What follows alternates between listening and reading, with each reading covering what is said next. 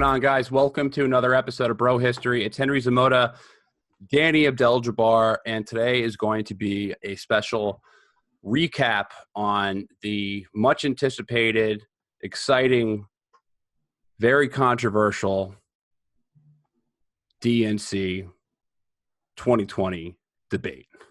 What's going on, brother? Demopocalypse, as I call it, the Demopocalypse. That's been a thing, though, right? That's been, someone coined that phrase already. So you're a liar. Well, that's what I call it. Well, that's what I thought of it. How do you know I didn't think of it? And so that person stole it off me. Right. I mean, words are just words. Somebody has to have used those words in a sentence before, right? Well, I mean, it's an interesting play of words. Demopocalypse, right? Demopocalypse. It sounds like something that a guy from Mississippi thought of when he saw Obama walk in to the White House. He's like, "Oh, damn demopocalypse! It's a Muslim inside the White House." You know, Obama was president during 2012, which is when the Mayans said the world was going to end. So, yeah, that's probably around when they made that phrase. It's the demopocalypse. It's probably around that same time. My favorite Alex Jones skit, I call them skits. My favorite Alex Jones skit, because I'm convinced that they're skits, was that when he said that it was right before 2016. It was like a couple of days before. He said that Obama was going to declare a state of emergency.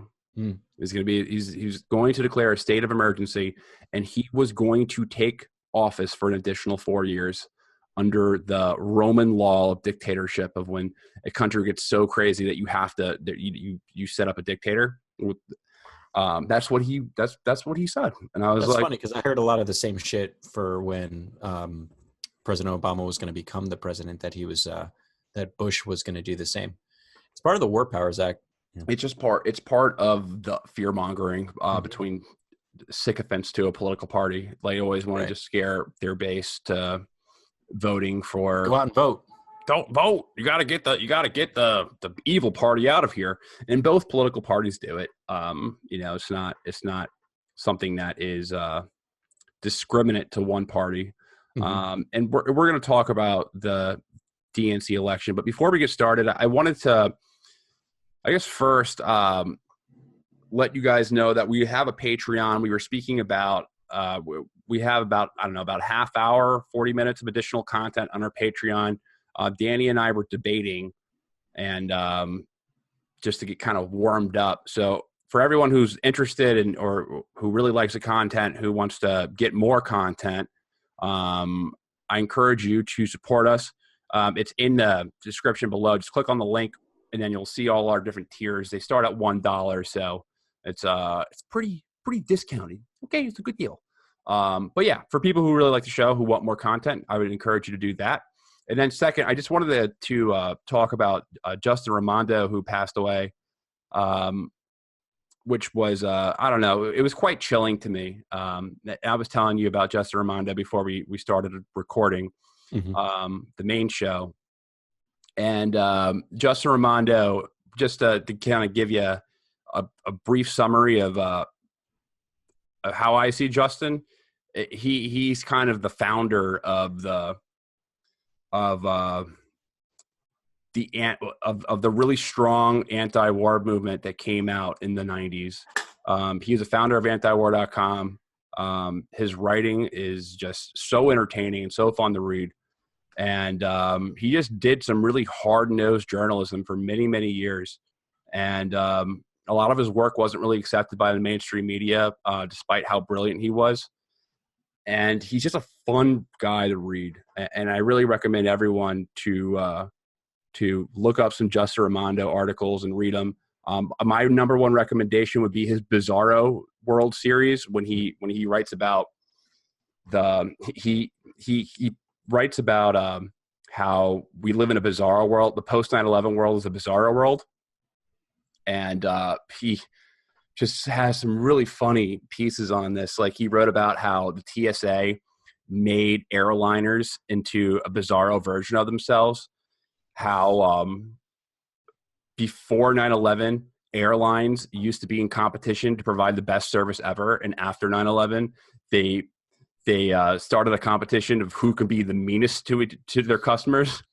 So it just like really, really kind of a stinging satire. I just really, really loved his writing, and he will be missed.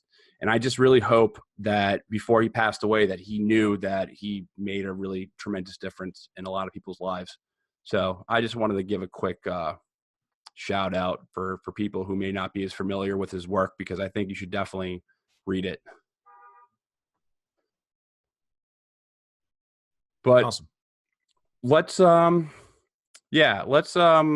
get into the main show, potatoes, if you will. The meat and potatoes. DNC election. Democrats 2020 on MSNBC, hosted by Rachel Maddow and the infamous, legendary Chuck Todd, the two of the most hard-nosed, browsing journalists on the face of the earth. Well, you're also forgetting Lester Holt and all the other people. Jose something. That guy. They weren't there when the mics dropped, right? When production they teams, when they shit the bed, they were the ones handling that media pressure. Yeah. But I guess I'll give you fair warning before we get into it. We're coming in this at very different perspectives. I'm coming in it as a person who's interested in just one of the candidates for very specific policy reasons. And Danny is I guess somebody who's I'll just say it. You've been a Democrat all of your life, so you're probably a little bit more familiar with the way the inner workings, of the inner workings of this showdown. That would be right.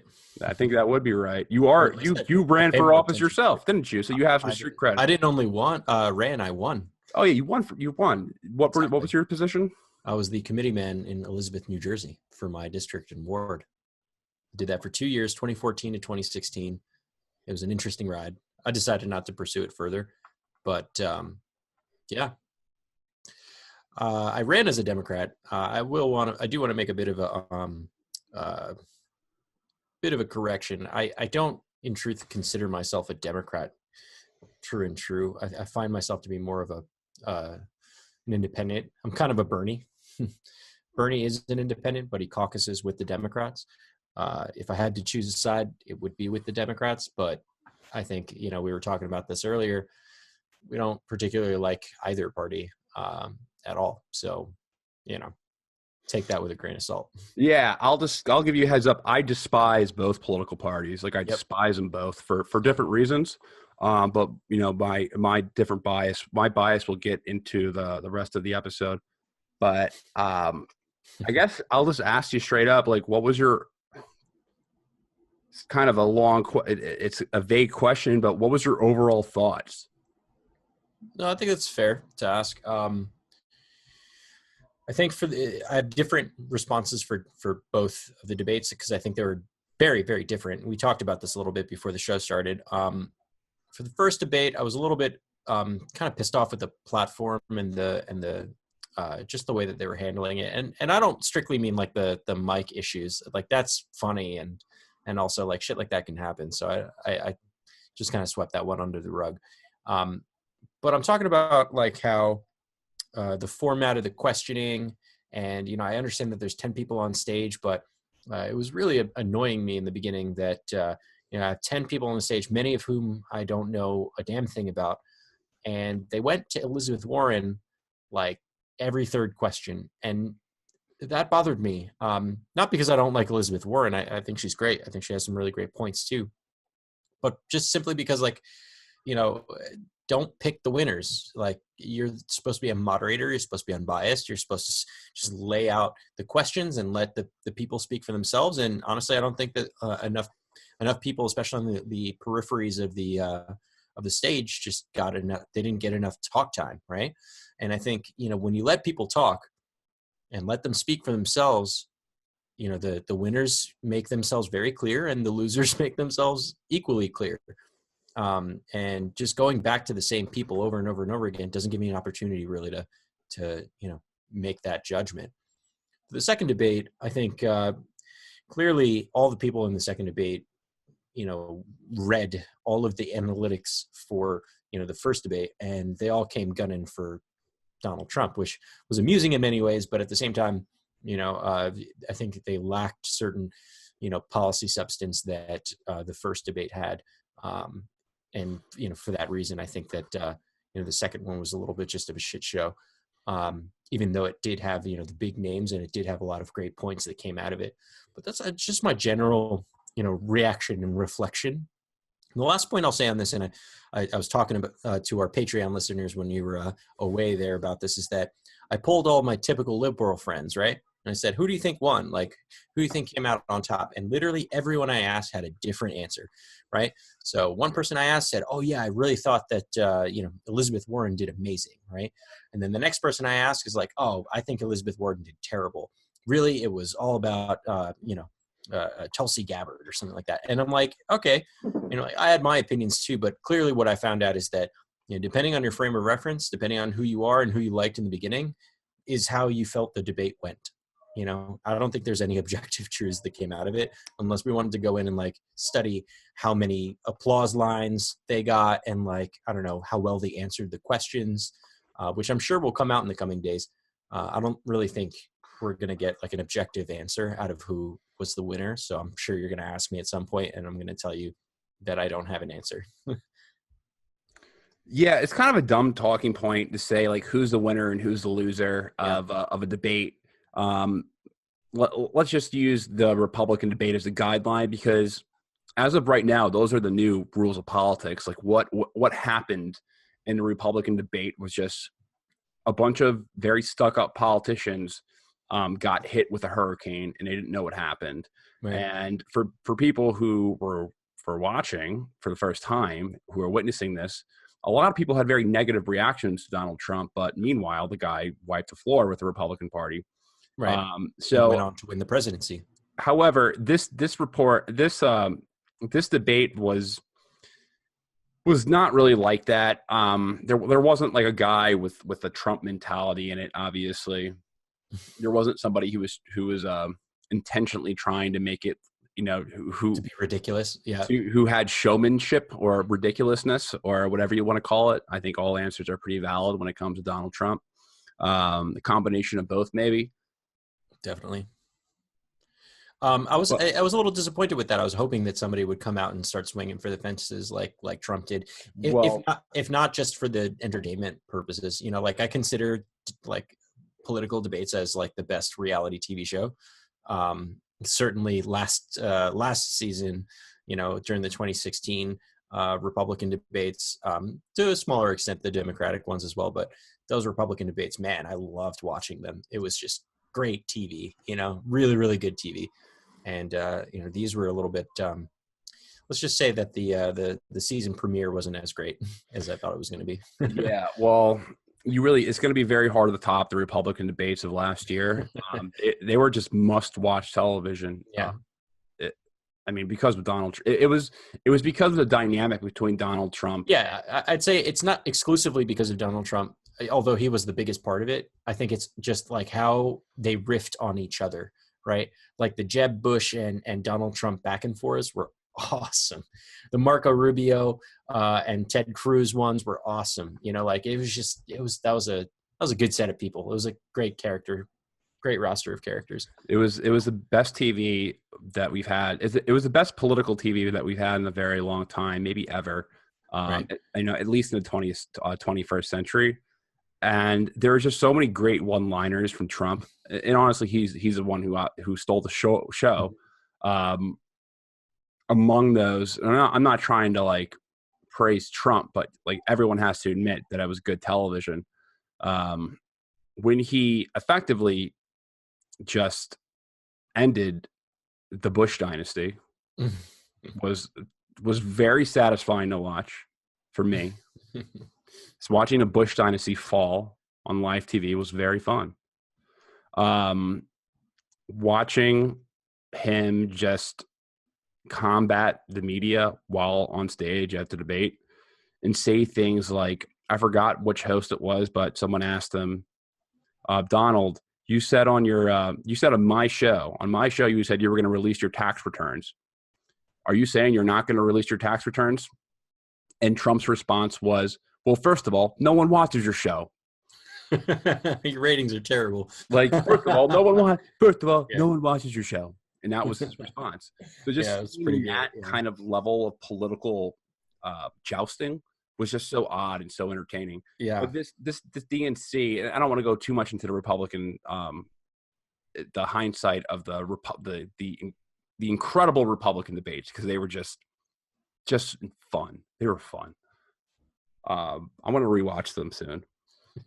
The DNC debate was more about, I'll just give you my the way I saw it, more about graveling. And the first debate was about graveling as much as possible. This kind of anxiety of not seeming progressive enough between a lot of the different candidates who were on stage. A fight to prove that they were the most multicultural, because I don't know how many of them started speaking Spanish. 3. Cory Booker. Julian Castro. I mean, Castro, I guess Castro doesn't, he is Spanish, so. Mm-hmm. And Cory Booker. It was just like that kind of plight to appease the Spanish voting base. And it wasn't just that they spoke Spanish. It was the whole package of watching that debate, looking at their reactions when one spoke Spanish. The other, like when Cory Booker saw Beto open up in Spanish, his face was like, oh. It's like, damn it. He was summoning. He was like, oh, I gotta think of all right, I can say a sentence. And he, like a politician, he summoned his entire level of Spanish vocabulary, and he had to get something out. So seeing things like that were really, really, that was entertaining. I'll say one note on the Spanish thing. Like, again, I personally think it was amazing. I think it was great that there was a lot represented there. You have to remember that this was also live broadcast on Telemundo. So there's a whole audience of people that, I mean, some of them probably don't speak any English, which would have been super awkward for them. Yeah, but they're not getting the rest of it. They're getting a one-liner. Like, what does that really matter?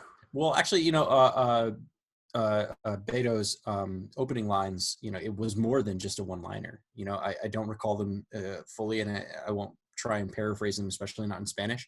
But he said a lot. There was some substance in what he said, and I think that I really appreciated that. What did he say? Again, you're asking me to quote him from 2 nights ago, and there was like 4 hours of debates that I had to watch. I don't remember exactly what he said. We can look it up later if you want. You're saying he had substance, though. He wasn't just doing like, I am Beto O'Rourke. Exactly. It wasn't just, I am Beto O'Rourke. And Mi amo Beto. He spoke directly to a whole population of Americans that are Spanish speaking, right? Like part of these debates and part of picking a primary candidate is like identifying with the people, right? And what better way to identify with someone than when you can do that in their own language? I thought it was great. Spanish is the second largest spoken, language in this country. And in 5 to 10 years, it'll be even bigger, I definitely think it's worth doing. There's nothing wrong with speaking Spanish. So I completely disagree with you. I mean, there's nothing wrong with speaking Spanish, but the way it went about, I just felt that it was just a lot of intentional. It was kind of like the intentional stereotypes that go along with the Democratic Party of them always trying to appease to minorities. They brought a lot of that to the table, and they opened up with it. And it just really made them sound like groveling politicians. It just didn't come off sincere. Hey, maybe I'm wrong. Maybe somebody who was listening to that, who's a Spanish speaker, is like, oh, he directly spoke to me. Think about the context again. But for me, I just thought it was like weak gamemanship. Think about the context. Like this was broadcast on Telemundo. They were in Miami. Beto O'Rourke represents a heavily Spanish-speaking Texas community, right? And he speaks beautifully in Spanish. He probably speaks better Spanish than I do, and that was my first language, And he wanted to, and then the other part of the context is that you have to set yourself apart from the other 20 goddamn people that you're going to be debating against, and I thought that was a bold move. It was obviously calculated, right? So to your point, he was pandering a bit to, Spanish voters, but, it got their attention and it served its purpose, right? And I bet that, Spanish speaking voters that, might have not been considering him certainly listened. So I see nothing wrong with that. You know the game's categories? Yeah. You know how when you come up with an answer and if someone else has that answer, it's eliminated, you don't get a point for it? Right. So I think that you lost your points when someone else started speaking Spanish, when you weren't the only one to not really bring that level of multiculturalism to the table. Not in my opinion, not really, because, he was the first to do it and it was his first words. So I think that stuck out a lot. And then everybody else that did speak Spanish, it felt like, for example, Cory Booker, he did late on in that in the debate, and he literally just said, "I'm running for president." It felt like a game of catch up for them. Like their responses weren't equal to Beto's line. Right. They were just doing it because they jumped on the bandwagon. And I think any Spanish speaking voter could plainly see that. I certainly did. So, I mean, we've talked about Beto a number of different times on this show, and you were kind of high on Beto a couple of. Yes, I don't write him off. Yeah. 10 episodes ago. When I don't know, I forget the last time we spoke about him. For sure. That was a long time ago. That was back in I feel like February.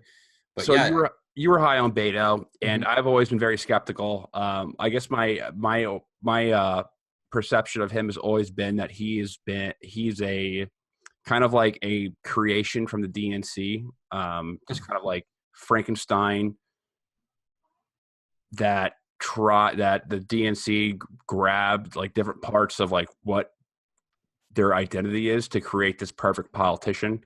And they grab, parts of like, I think they're trying to make a John Kennedy comparison. They're trying to push him as like kind of a progressive, but a moderate at the same time. A friend to the workers, somebody who's very into multiculturalism. They've been trying to combine all these things that a lot of Democrats identify with, but it seems very treacle at the end of the day. It seems like he's intentional. He's someone who's been forced down the throat of many people, and I think a lot of people resent that. And without even hearing what he has to say about policy, a lot of progressives I know that I've spoken to don't like him at all. They don't think that he's with the picture or he's part of the machine. So that's just my general perception of him. He came off a lot more moderate than a lot of the other people in the debate. For sure. Yeah. However, I think that if you're not, I'll say one more thing. So I feel like there's only going to be one establishment pick. There's not enough room for two establishment picks or more than one. That's fair. I'll start by saying that I was disappointed with his performance. I think he speaks really well, and I think he did make a lot of really interesting points, specifically around immigration, that were very well worded and that I agreed with. But there were, especially the first question, times where he just didn't answer the question. It was very, very politician of him. And, he is very establishment. So I'd agree with you on your assessment there. In that respect, he came off very, very like establishment. But I want to disagree with you on the idea that he's this like DNC Frankenstein or whatever. I don't think the DNC is running around going like, hey, you need to play this part and do this thing. Like that's a part of his identity. Like that's a part of his political upbringing. If you're getting that, it's because he's amplifying his identity on the stage, right? And rightfully so. That's kind of the point of the debate, is to highlight who you are and how you stand out, right? So I think that's an unfair, criticism, because literally every politician, every person that's vying for this candidate position is literally condensing and synthesizing all of their, boiling down all of their talking points into the little time that they have. That is how these debates work. You have to give quick bullet points, and you have to be like the most potent version of yourself in the short amount of time that you have. So yeah, I think that's an unfair criticism, because I think everyone on the stage exhibited exactly that. Just the boiled down version, the TLDR of themselves and who they are and why you should pick them. Well, a lot of the candidates, I felt like they were acting like they were intentionally. The first debate, I feel, was very different than the second debate. The first debate was a lot more of a competition of who can seem the most progressive, in a number of different factors. As you saw, the main subjects of both debates were healthcare and climate change and immigration. Those are the three main talks, right? I'd agree with that. I mean, they talked about a bunch of other stuff too. College tuition was on the table as well. Mm-hmm. But it seemed that healthcare, climate change, and college tuition, immigration was sprinkled in there as well, were all the main issues. And all of those debates, you can take there's a very clear progressive stance that you can take. So it's very hard to give a nuanced answer or explain your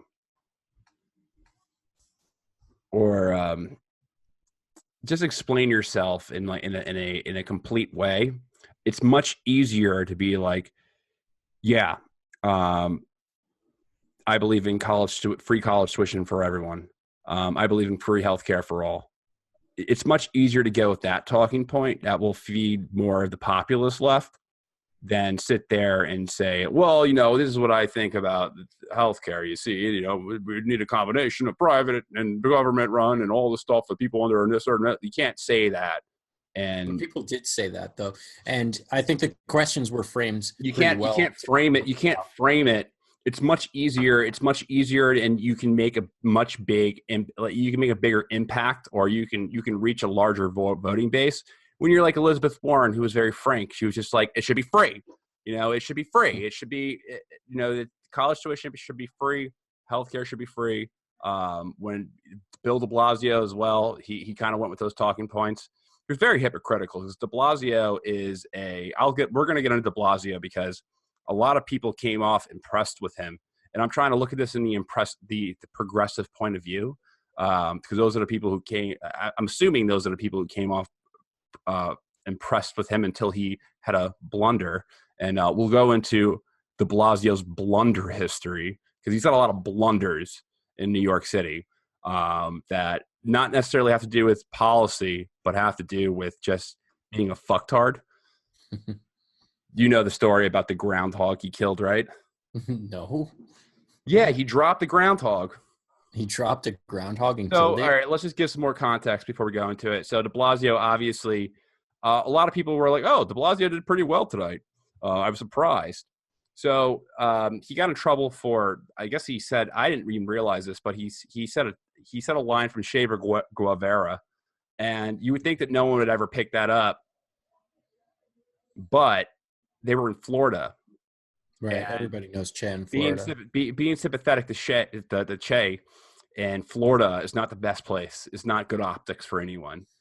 Don't quote anyone who was involved in Cuban dictatorships. Yeah, in Florida. Mm-hmm. It's not a good political move. So he got a lot of heat for that. I have no idea if he knew what he was saying or not. I doubt he knew what he was saying.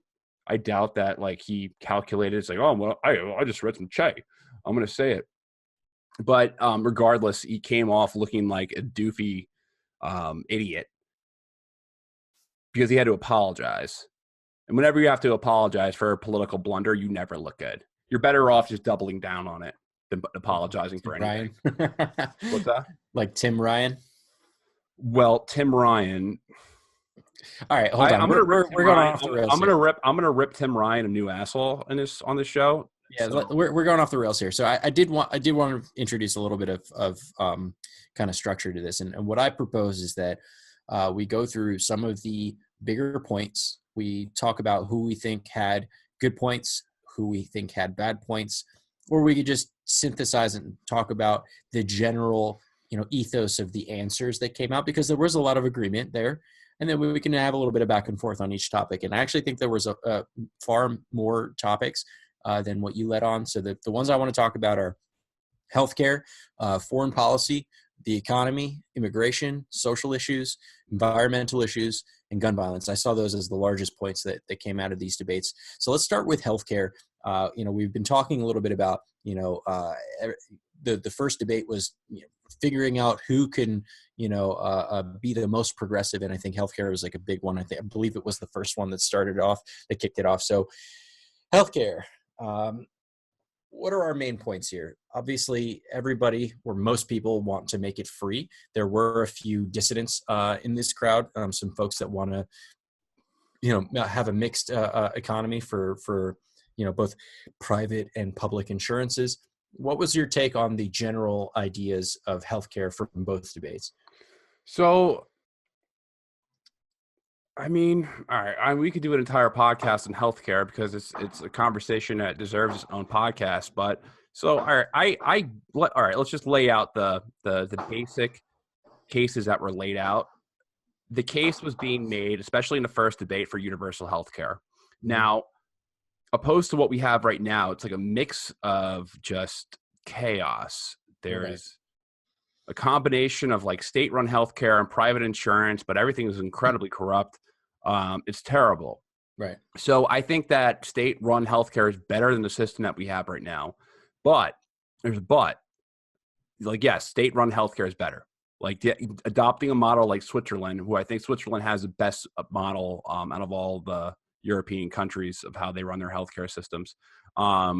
They have a completely state-run one.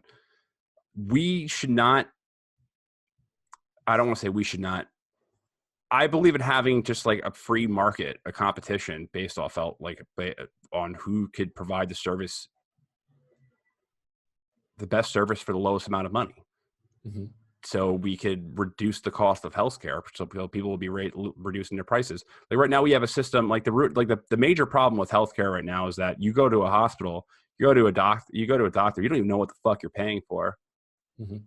Like you don't know you have zero clue what you're paying for until you get home, until you get the invoice from your insurance company. Right. I mean, I remember once I went to the hospital. No one tackles that problem. Like no one goes into, and this applies to college tuition as well. No one looks at why these prices are so insane. Like no one looks at why are these services so expensive? Yeah. And by the way, all the libertarians who are listening right now, Danny admitted that healthcare was a service. So if you want to see that. Yeah. If you want to see that, you have to join the Patreon. It is though. It is a service. I also believe it's a human right, but like, if we look at it from a practical perspective, it is a service. Right. So this is why I actually think that the healthcare debates for both, debates were actually very poignant.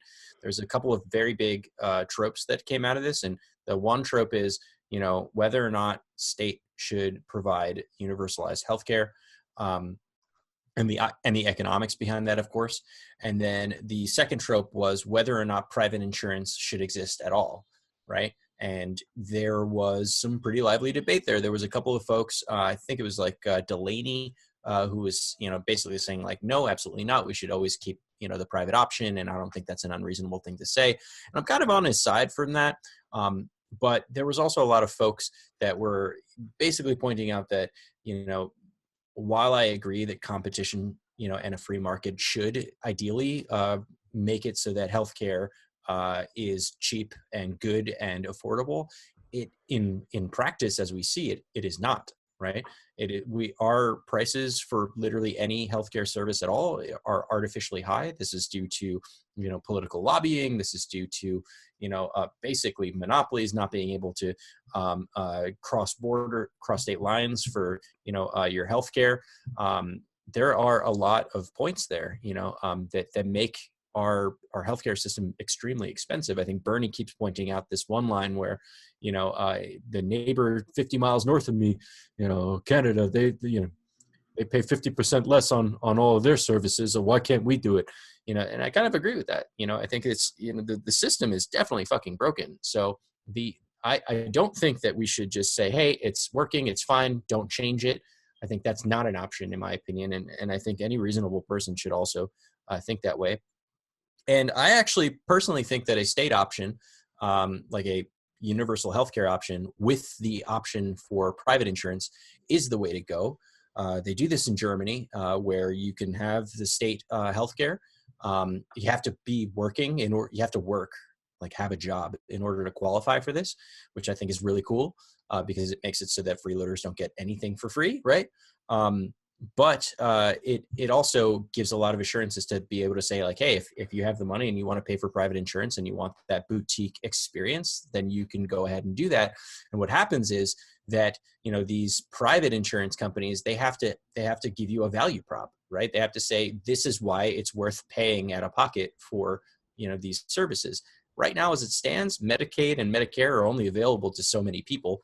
Like that base of folks that they're covering is pretty small.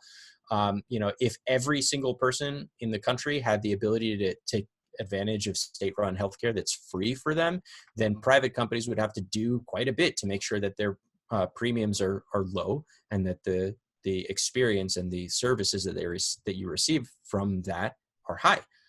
But we don't have a very competitive state-run model, which is why I'm a pretty big proponent for making a better universal healthcare, like a better option on our state. And I think we, say what you want about the Affordable Care Act, Obamacare there.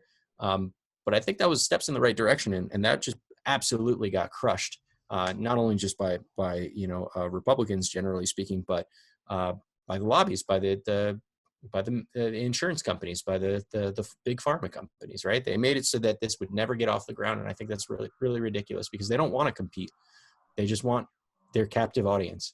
They want to charge whatever the fuck they want to do. It's like your bit on the airplanes, right? The bizarro world. This is a healthcare bizarro world. They're not trying to provide the best services or the most cost-effective things. They're trying to see who can be the most mean and who can charge the most money for the most ridiculous of services. I went to the hospital like many years ago, and they gave me a Motrin and charged me $50 for a Motrin. It's like, why are you charging me $50 for a Motrin? And that was on top of the fee for just being in the emergency room. So it's absolutely ridiculous. And on the debate stage, I think we saw a lot of folks that were either saying we should have completely free universal healthcare and fuck the private stuff, because the private stuff is not working at all and is very expensive and it's predatory. And we had some people that were saying, I think we should make a universal healthcare. I think it's a human right, and we should also have a private one and have them compete with one another and see what comes out on top, which I think is much more reasonable. So who did you resonate the most with on healthcare? I mean, I always resonate with Bernie because, without Bernie, a lot of people wouldn't have been talking about this particular issue the way that they are, right? Universal healthcare as a human right was not the brainchild of Bernie, but he certainly was the mouthpiece for it in the last debates, when he was running for president before the 2016 election. So I got to give him a lot of props. But honestly, a lot of people have come up, on this, like Elizabeth Warren has very, very succinct points, and she has economic models around it as well, which I think goes farther and beyond what Bernie would say. Bernie is just like the kind of guy that just says, it's a human right, we need to guarantee it, other countries in the world do it. It's like, okay, cool, dude. How do you want to do that? It's a human right, And I'm like, I'm a Bernie bro, but damn, dude, like put some substance behind it. So I really liked Elizabeth Warren's talking points on it. I thought it, she's a nerd. She's a policy wonk. So she always has something to say, with something written up and some evidence to back it up too. What does she say? Do you have any idea of what she said about healthcare? Well, I mean, she just talks about the economics of it. It's all about, and I was talking to you about this before the show started. I don't love the arguments around, oh, we have too many people, it'll be too expensive. And yes, taxes will go up for it. But the economic model around it it's economies of scale, right? When you go to a retail store and buy something retail, it's more expensive per unit than if you were to go to, say, Costco and buy it in bulk, right? So we're talking about a massive scale where literally everyone is buying into this vis-a-vis the government. It lowers the cost and it makes it more competitive, not increases the cost. And I think when the costs get lower, the American taxpayers are the ones that are going to benefit from it. And, Bernie says this too, to a certain degree, when he's dodging the issue of like the fact that taxes are going to go up. He always says that that basically you'll be at a net positive, right? Yes, taxes will go up, but you will pay less in your healthcare, so it will even out. I think Elizabeth Warren does a better job at articulating that point, and I don't think she's shy about the fact that taxes will go up, which I think is much better to just come out and say it. Like, yes, European countries that offer universal healthcare pay more in taxes, but they enjoy a much higher quality of life and just a higher health, generally speaking, because they're able to access a lot of these services. And I don't know. That's my opinion. But what is she laid out? Like, what is Elizabeth Warren laid out? I guess I was looking at that in a very, I'll just be completely honest with my bias. Like, I wasn't giving anyone the benefit of the doubt when it came to really any of their policies. But has Elizabeth Warren, has she laid out a plan to make it work in America? Like, has she laid out a plan? Because like I've looked, I'm obviously not an expert in really anything domestic policy related. However, I've looked at the cost of providing free healthcare to everyone, and it's outrageously high. I'm not sure what the exact numbers are, but it's outrageously high. Like, I don't understand what the plan is to pay for all of this. Is it just to go further in debt? Is that the goal? To just print money? Well, so I'll make a couple of points on this, and again, I'm not studying Elizabeth Warren's specific policy. If you go on her website, she actually has a shit ton of policy on there, and we could literally read through it if you want right now. But I don't think it's worth doing the whole show on this. Like you said, this healthcare debate can take a whole episode. But I will say 2 points on this, maybe 3. The first one is that when you look at the cost of healthcare and you say, okay, it now costs X dollars to insure and do all the regular services for one person, and then you multiply that by the number of Americans in the country, then yeah, you're going to get an astronomically high fucking number. But the point of state-run healthcare is that they're able to collectively bargain with healthcare providers in such a way that they can demand lower prices for the same services, right? So to make that, quick back of the envelope math and say, oh my God, this is going to be really expensive, I think is not, it's kind of a silly argument, right? The costs of all of the services will go down because we have the entire weight of every United States citizen saying, we're not willing to pay $500 for your pills. We want to pay $50 for your pills. And if you don't, then good luck selling your pills here in this country, because we're just going to go to the next person that will, right? So that's going to lower the costs, generally speaking. But the cost of insuring every single person in the country will be expensive, right? How do we pay for it? Well, you obviously have to raise taxes. But see, here's the thing. We fought a war of independence against Britain, largely in part because we had taxation without representation, right? And I think that we're paying a whole lot in taxes and getting not a whole lot out of it. Like, our representation is shit, right? I would love to pay more in taxes if it meant that I don't have to worry about healthcare, or I don't have to worry about, college. Even though I'm out of college, maybe I want to go get a master's. Who knows? It's about like the quid pro quo. I will pay more if I get something good out of it, right? But if we're not going to get anything out of it and I'm still paying high taxes, why am I paying high taxes? Additionally, there's a lot of ways to move around budgets that make sense, right? I think, we're both kind of anti-war, and we spend a fuck ton of money on our military, more than the next 10 countries combined. I'm not saying gut the military so that we can pay for healthcare, but I am saying that we should reprioritize how we spend our money. And I think that a lot of reprioritization of how we spend our money will help to get to that goal. Hey, listen, I think it's crazy how much money we spend on our defense budget. Don't get me wrong. I'll throw that out there right away. And it's crazy that every single time every single year when it's time to vote on if we're gonna raise it again, it's always voted to. It's political suicide to vote against it. I think it's stupid. You can definitely reallocate those funds. However, if you took all that money, like the projections of what Medicaid for all would cost for everyone, for free for everyone, is still much higher than what the entire military budget. Like our tax dollars, our biggest expense when it comes to tax dollars is paying out Social Security. Military is like number 2 or 3. I think military budget's number 2. Our current budget right now is $800 million or $800 billion. Excuse me, $800 million. That's a fucking price of 3 F-35s. Well, when you think about it, you know what, like the folks that receive Social Security, obviously that's like an income for them. But a lot of that money ends up going into, additional healthcare costs that they can't, afford to pay for. Right. So yeah, a lot of them are going to be on Medicare or Medicaid. I forget which one is for the old folks. But that shit doesn't cover everything. And the older you get, the more expensive your healthcare is going to be. So when we think about it, again, reprioritization of how we spend our budgets, is possible that we could be dipping into our Social Security, which we already are, by the way. We're already dipping into our Social Security budgets to pay for other things, and use that towards making sure that everyone, seniors included, have free universal healthcare. Then that evens out a lot of stuff too. We're spending money frivolously, right? We're saying, hey, we're going to give a bunch of money to, Medicare or Medicaid, and all of those dollars are going to pay the rates that our current healthcare system are dictating, that are astronomically high, right?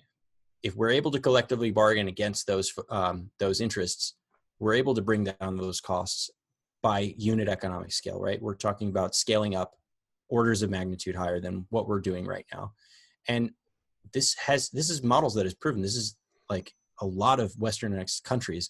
Canada is a good example because they're right next to us, but most countries in Europe also have socialized healthcare and they do it just fine. We're the richest country in the world. I don't believe that we can't afford it. That's a ridiculous proposal to me. I don't believe that. No, I definitely believe it. We can't afford what we're doing right now. We can't afford to do what we're doing right now because we put ourselves in debt in foreign wars, dude. Like, that's why we can't afford we put to ourselves do it. in debt in foreign wars, but we put ourselves in debt by just printing money. It's not just because, like, yeah, I completely with you that we put ourselves in debt in stupid wars, but Trillions of dollars, right? And we also put ourselves in debt trillions of dollars by, giving tax credits to super wealthy people and corporations. Like Amazon doesn't pay a single dollar in taxes, which is ridiculous. They're a super profitable company, arguably the most profitable company in the world, and they don't pay a damn dollar, right? I love Amazon, by the way. So like Jeff Bezos, please don't cut off my Amazon Prime subscription for saying this, but it's, our priorities are all fucking out of whack. Like, of course, the government needs revenues, right? And part of that is going to come from raising taxes on literally everyone, especially the 1%, like increasing that top marginal rate, but also not giving out ridiculous tax incentives to extremely profitable corporations. That would create a hell of a lot more revenue as well. Reprioritizing how we spend our money on the military. I'm not saying gut it, but make sure that we can spend lean and be entrepreneurial and make sure that, Lockheed Martin isn't bleeding us dry, just because they want to make the next jet. Like, another company can do that. Why aren't we being more competitive in the free market for that?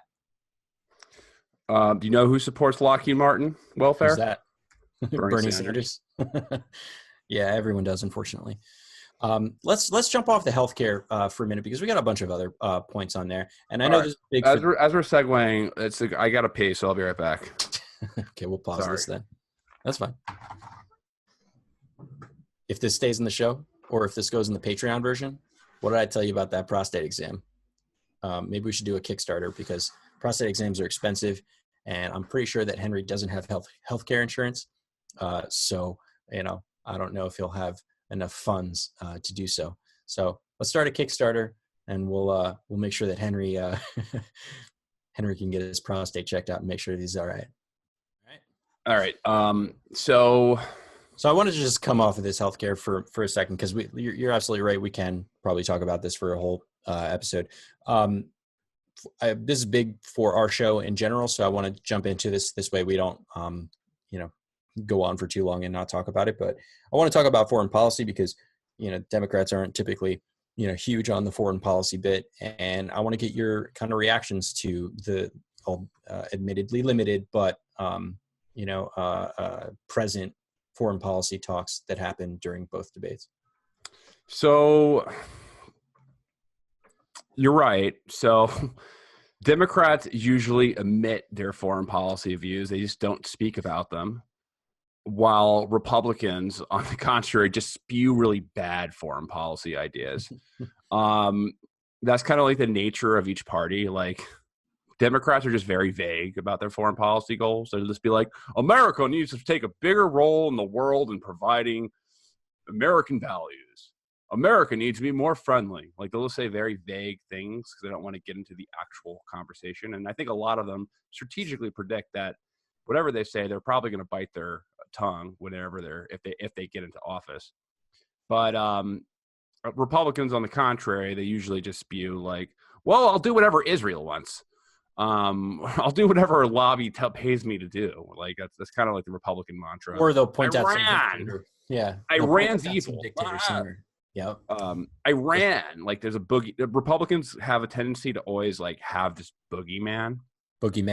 Democrats do it as well, but I really doubt that the U.S. is going to go to war with Russia, and that seems to be the geopolitical enemy based off the debates of who everyone sees as the real threat is Russia. Yeah, let's talk about that, because they asked that question to both crowds, and like, who is the biggest geopolitical threat? It's a dumb question because it's a stupid question. Like, who's the biggest? I was asked that somewhere else as well. I can't. In 2 words, like Chuck Todd was like, in 2 words or less, who is the biggest geopolitical threat? And of course, I was literally asked that question at a dinner a couple of weeks ago at a like a political thing, but I can't. What was your response?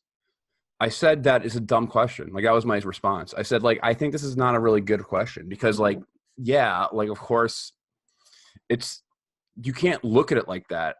You can't look at, like, you can't project just this enemy and surround your policy around it, because then you're going to have a fucked up policy. Like, you can't just be anti X country no matter what they do. You got to take it. You got to take policy as it comes. You got to be sometimes countries do fucked up stuff. Sometimes they don't. Sometimes you can't look at it in that Cold War mentality of like, this is us, this is them, because then you just get a really fucked up foreign policy. And U.S. foreign policy has been pretty fucked up since World War II.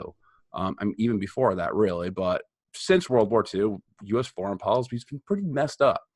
I mean, how many wars have we fought in the context of fighting against our geopolitical threat, the Soviet Union? Many. How many regimes have we changed in that context? Many. Like, you can't even count. You don't even know. Like, you can't even count on your hands how many regimes that we changed.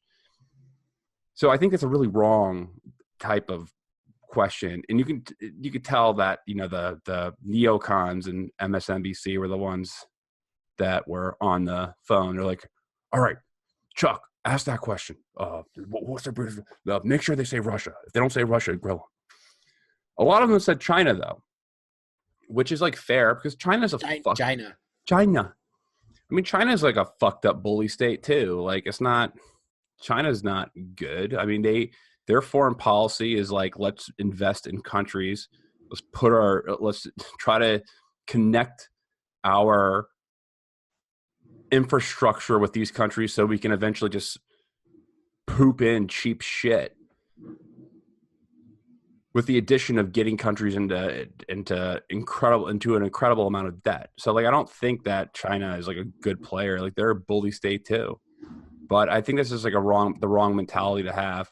The good news is that none of the Democrats were like, at a Republican debate, you would see Iran. That would have been the universal answer. Iran, no, there would have been some China as well, but it would have been Iran. North China. Korea's in there, probably.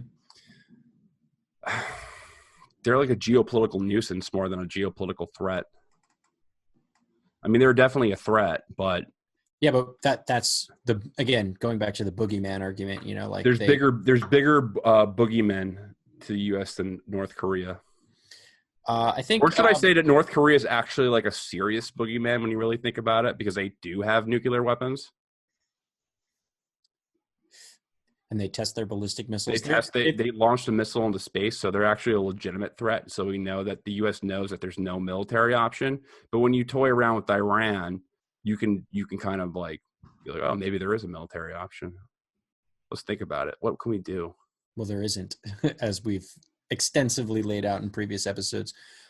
There isn't, but there's still a large amount of this population that thinks that there could be, and there is kind of a military option. It just comes with the cost of losing a lot of American soldiers and causing a regional war. But that's a cost that a lot of war hawks / neoconservatives, because they're on both sides, would take. Getting back to the debates, though, like, who do you think stood out for foreign policy? I mean, obviously, there was only one. There was Tulsi Gabbard. She's the only one who has a foreign policy. There's really, like, I don't think there's anyone who really runs on foreign policy besides Tulsi Gabbard. She made that her issue. And she really put someone in the locker. She shoved Tim Ryan into the locker when he incorrectly was asked. Well, he was asked about Iran, and he said that, I forget the exact question of it, but he said, yes, we need to stay engaged in Iran. In the Middle East. It's engaging in the Middle East that he was asked.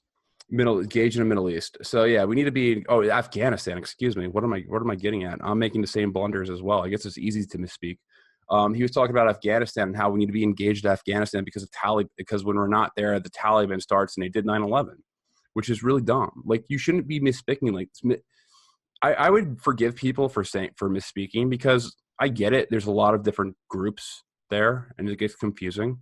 But you're a congressman, and you serve in the armed service. President of the United States. You're running for your president of the United States, and you served in the Armed Service Committee, and you actively serve right now on the Defense Subcommittee.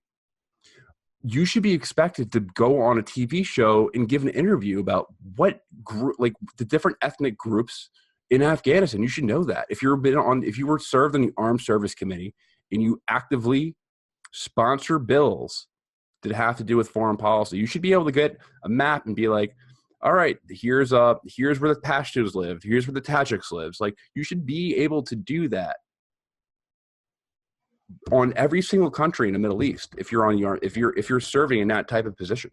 But it shows, and I don't think he's the only one of them. And I think most likely he did misspeak, but you should be able to nail those talking points if you're in those positions. And most politicians who are in those positions, they don't know that much. And I don't think that he misspoke. I don't want to give. You don't think you're not getting? I'm giving him the benefit of the doubt. Yeah, and I won't. And I'm the liberal here. I don't think he misspoke. What it sounded like to me is that he was basically riffing off of old and inaccurate talking points from, the post 9/11 period. He's still engaging in this nonsense that all brown Muslim, militant groups are the same, and that we need to be all over the Middle East because they're all flying airplanes into our buildings.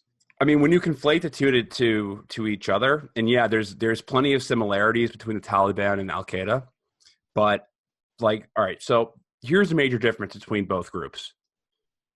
Al Qaeda is a regional terrorist group. Is a global terrorist group.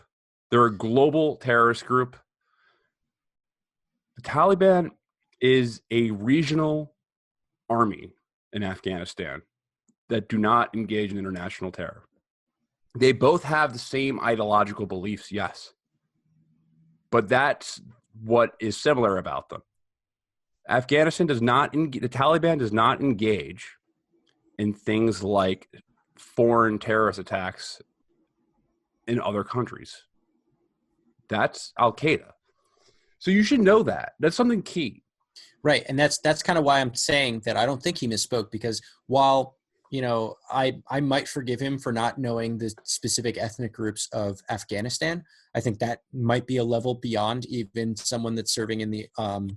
But when you think about it, it shouldn't. You're making foreign policy decisions, and you're part of these big councils. Listen, I agree, but what I'm trying to get at is that at the very least, if you hold those positions, you should be able to know the difference between Al Qaeda and the Taliban, and most importantly, you should be able to know exactly which group did 9/11. That's probably the most important. The funniest thing is that when he said that the Taliban did 9/11, you heard the moaning in the audience, because everyone knows that Al Qaeda did 9/11. It's not something you can get past the average person. It's such common knowledge, right? And then if you notice, he tried to double down on it. He was like, "Well, no, okay, yeah, Al Qaeda did it, but the Taliban supported them, and blah blah blah." And it's like, dude, I don't see that as a misspeak. I think that just ignorance. He's just ignorant. Exactly. He was just ignorant on that subject, and that's unfortunate, especially for someone who holds the positions that he does in Congress. I think obviously Tulsi Gabbard did incredibly well. Her background in the military obviously helps her to be able to state her points on not having foreign military intervention. I think Pete Buttigieg also has that same stake to claim, and he made a lot of really good points, in my opinion, when he was speaking about the same matter, because he said that, I've been in combat, I've served out there, and I wouldn't put troops in harm's way for, the Middle East. He wants to disengage from there. And I think obviously both of them have that military experience. I think Bernie, threw out the points that he voted against the Iraq War, and he made sure to tout that line there.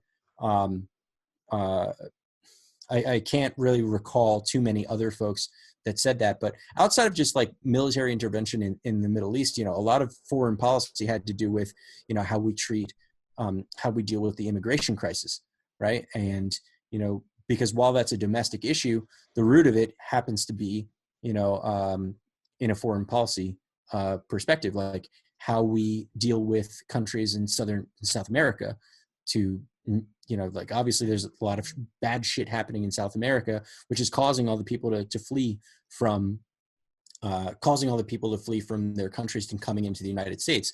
Something very, very similar happened, in Syria when the Syrian civil war was kicking off, and all the people started fleeing to go to Europe, right? Yeah, it's a domestic issue because they have to accept all of these refugees or not, right? That's the political, domestic debate. But the root cause of that is a geopolitical one. It was Syria. It was the civil war in Syria, and it's a domestic policy wrapped in a foreign policy issue. That is. And just to add to that, so most people don't really care about foreign policy, and I mean, I don't blame you. A lot of it's boring. However, you have to understand that a lot of domestic issues are rooted in fucked up foreign policy. Right. When you destroy a country, what happens is that there's typically some type of gate that opens up a migrant crisis, and that's what really happened in Libya. When Libya fell, mm-hmm. Libya's in prime. When you destroy a country and you have to provide for yourself by doing illegal activity such as smuggling and piracy and all that type of stuff, and you're located on the Mediterranean Sea, what's going to happen is that smuggler operations are going to grow. There's no way around that. A failed state plus being on prime time real estate to transfer migrants or refugees to Europe is going to happen. And Gaddafi used to say that all the time. It's funny.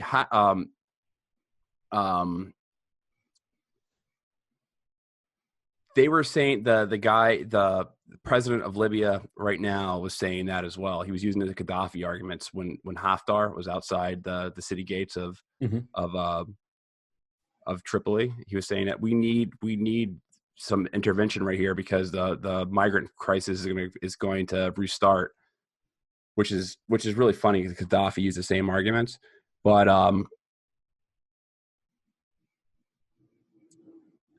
a lot of domestic issues are rooted in fucked up foreign policy. That's right. And I think that, another, obviously this, the environmental issues, that this Venn diagram that we're, describing, environmental issues to a certain degree are rooted in foreign policy, right? So the decision to pull out of the Paris Accord was one of the topics, centered around the environment, right? And our relationships with, a lot of the members of the Paris Accords were strained when we pulled out, right? And so part of, geopolitical policy is like making and maintaining allies. And that environmental issue, obviously there's domestic implications, right? Rising sea levels and, more drought and other natural disasters happening. So those are all domestic issues, but it's a global issue generally. I mean, it is called global warming. And so a lot of the points there, about how to deal with global warming is rooted in foreign policy as well, right? Because we are, I believe, what do they say, the second biggest a polluter in the world, and we do about 15% of all of the CO2 emissions in the world. I forget who said that. And there's things that we have to do domestically ourselves to help right that wrong, but we also have to make a coalition of all the other countries in order to make any meaningful impact in the next 12 years, right? So geopolitics here, we have to get other people to play ball. Yeah, and just to go back, you mentioned Pete Buttigieg. Mm-hmm. He's probably the second best after Tulsi Gabbard when it comes to foreign policy, just based off what I've seen and what I've heard about him. I mean, he's stated in speeches about he wants to rejoin the Iran deal. He wants to rejoin the Paris agreements. I mean, I think that's stupid, but like, I don't. Yeah, that's not. You don't want clean air and low sea levels and. Dude, the Paris agreements was just virtue signaling to the max. Yeah, but you know what? What else are you going to do? Do you propose we do nothing? Do you propose that we don't try and get everybody on board? I have a strong proposal that wasn't discussed. I have a strong proposal that wasn't discussed at all. And what was that? In the debates. And ironically enough, it was a debate that one of the key focuses was climate change. No talk of nuclear energy at all. Not one person. Agreed. Yeah, no, I didn't like that either. There's plenty of clean, and I'm going to use that with air quotes here, clean nuclear energy that we could be using. As a matter of fact, China, one of the big ones that I'm really interested in is thorium reactors. For those folks that don't know what thorium reactors is, thorium is a chemical element, right? It's actually very widely available. It's not like in one spot. It's easy to come by. And unlike our uranium reactors, we're able to power them down with very little issues. And it's just abundant everywhere. And I always look to China, because they're building a lot of things, and they're pushing the future forward. I mean, they're doing 5G, they're doing artificial intelligence, and they're investing very heavily in thorium reactors. I believe they're building 18 of them.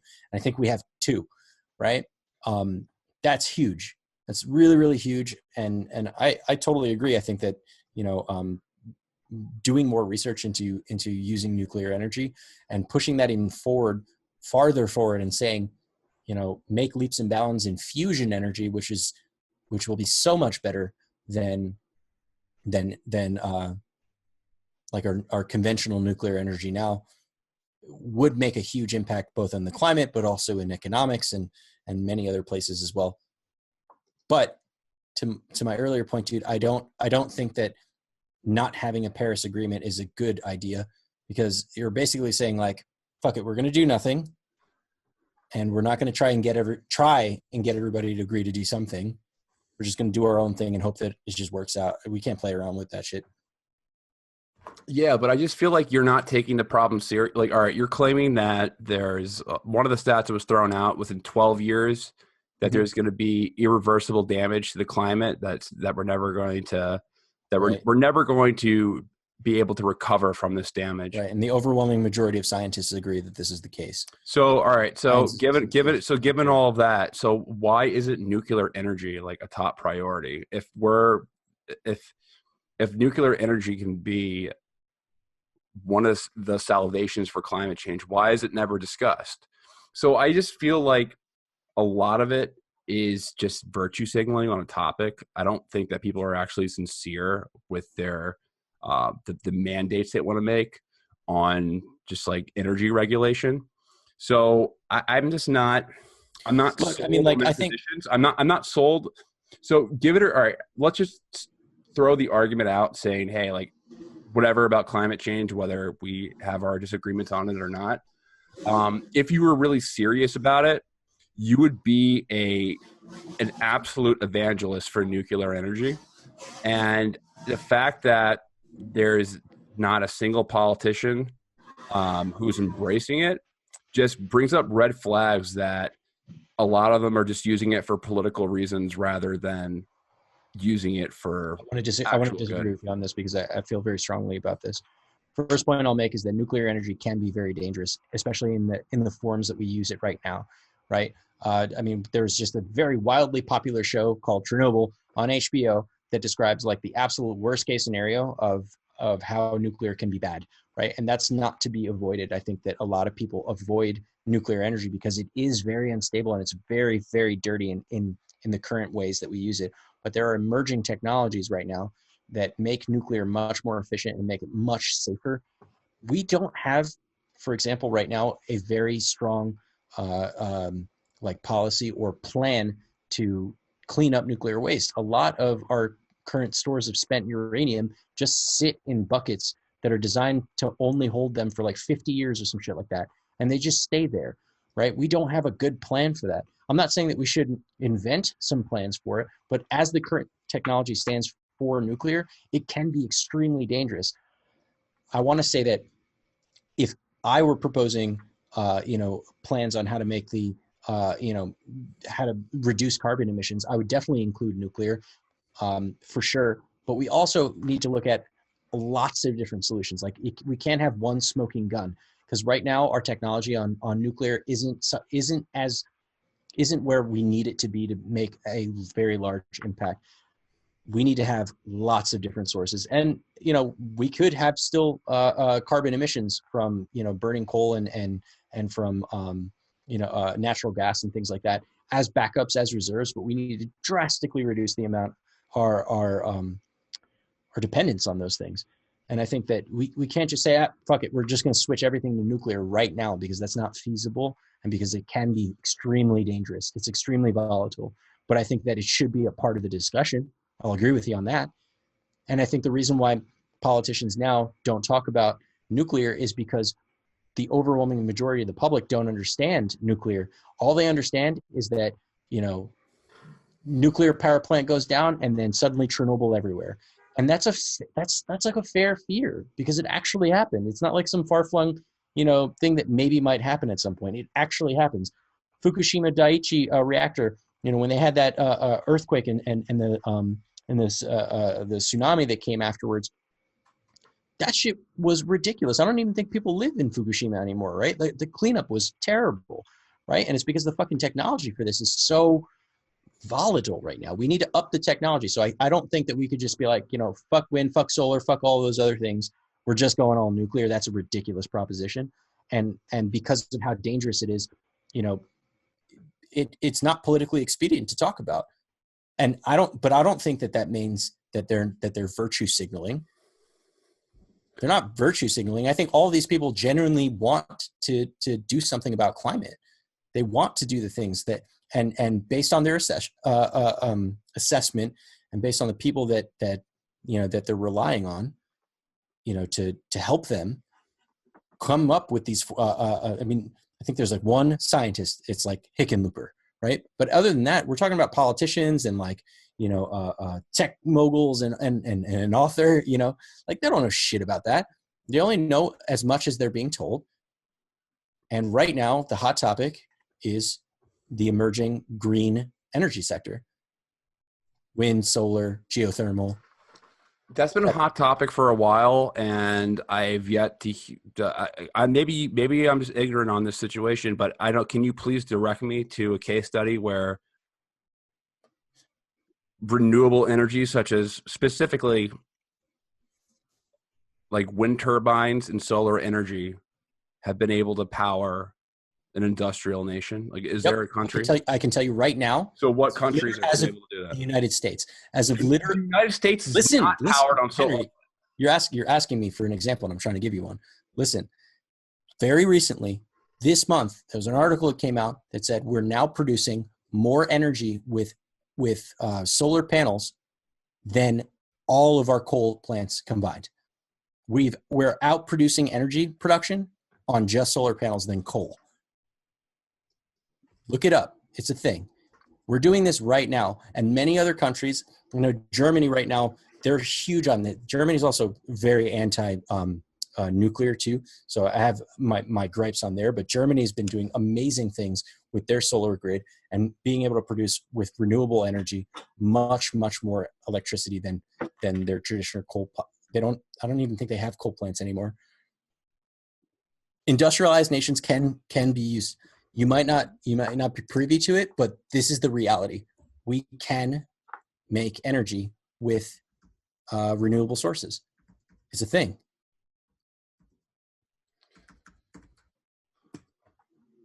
I'm looking this up. So what was the number that you threw at me? I said we're now currently with renewable energy putting out more energy than coal in the United States. Coal is one thing. But to think that they're going to produce more money to produce more energy than oil, that's not going to happen. Well, I think because you're asking me for the point, you say like, is this feasible? Right. And I'm giving you an example of how it's feasible, right? We're already outproducing coal and energy right now. And we're not nearly as aggressive as some of our other industrialized nations in adopting green energy technology. If we were half as aggressive as Germany, we'd probably outperform all of our other energy resources as well. But we're not. And that's kind of part of these debates, right? They're trying to make the case right now that we can make, for example, this Green New Deal where we focus on these renewables and we create jobs around this renewable infrastructure. That's been a big part of those debates. I want to know, like, what is the cost compared to, because one of the main benefits of oil is that it's cheap. And right, but it also destroys the world, so it's like. Well, I would argue that it helps the world. It helped, past tense, the world. It no longer. It still helps. Maybe, all right, so maybe as Americans, we got the benefits of using fossil fuels, but if you're in Nigeria and you're projected to have the largest population in the world by 2050, then you're going to want to have cheap energy to power your to sustain your growing population. I just think it's like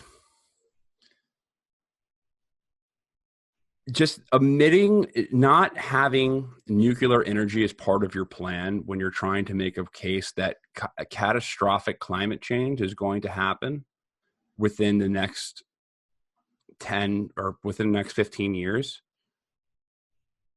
It's revealing to me. It's like, I feel like it's just revealing that these politicians are just using it as a talking point. And they understand that their voting base cares about that. So they just push the agenda. So I just don't think they're sincere about it. And this has been a talking point. The climate change fever has been a major talking point on the left for a very long time. And there's always been the threat of runaway climate change. And it's never happened. Or maybe it Okay, has so happened. I'll start. Maybe I'll stop you. It it has has happened. happened. It's happening right now. I think you're being a little bit ignorant to But the what's things that climate? are happening. What is so like the catastrophic, irreversible climate change?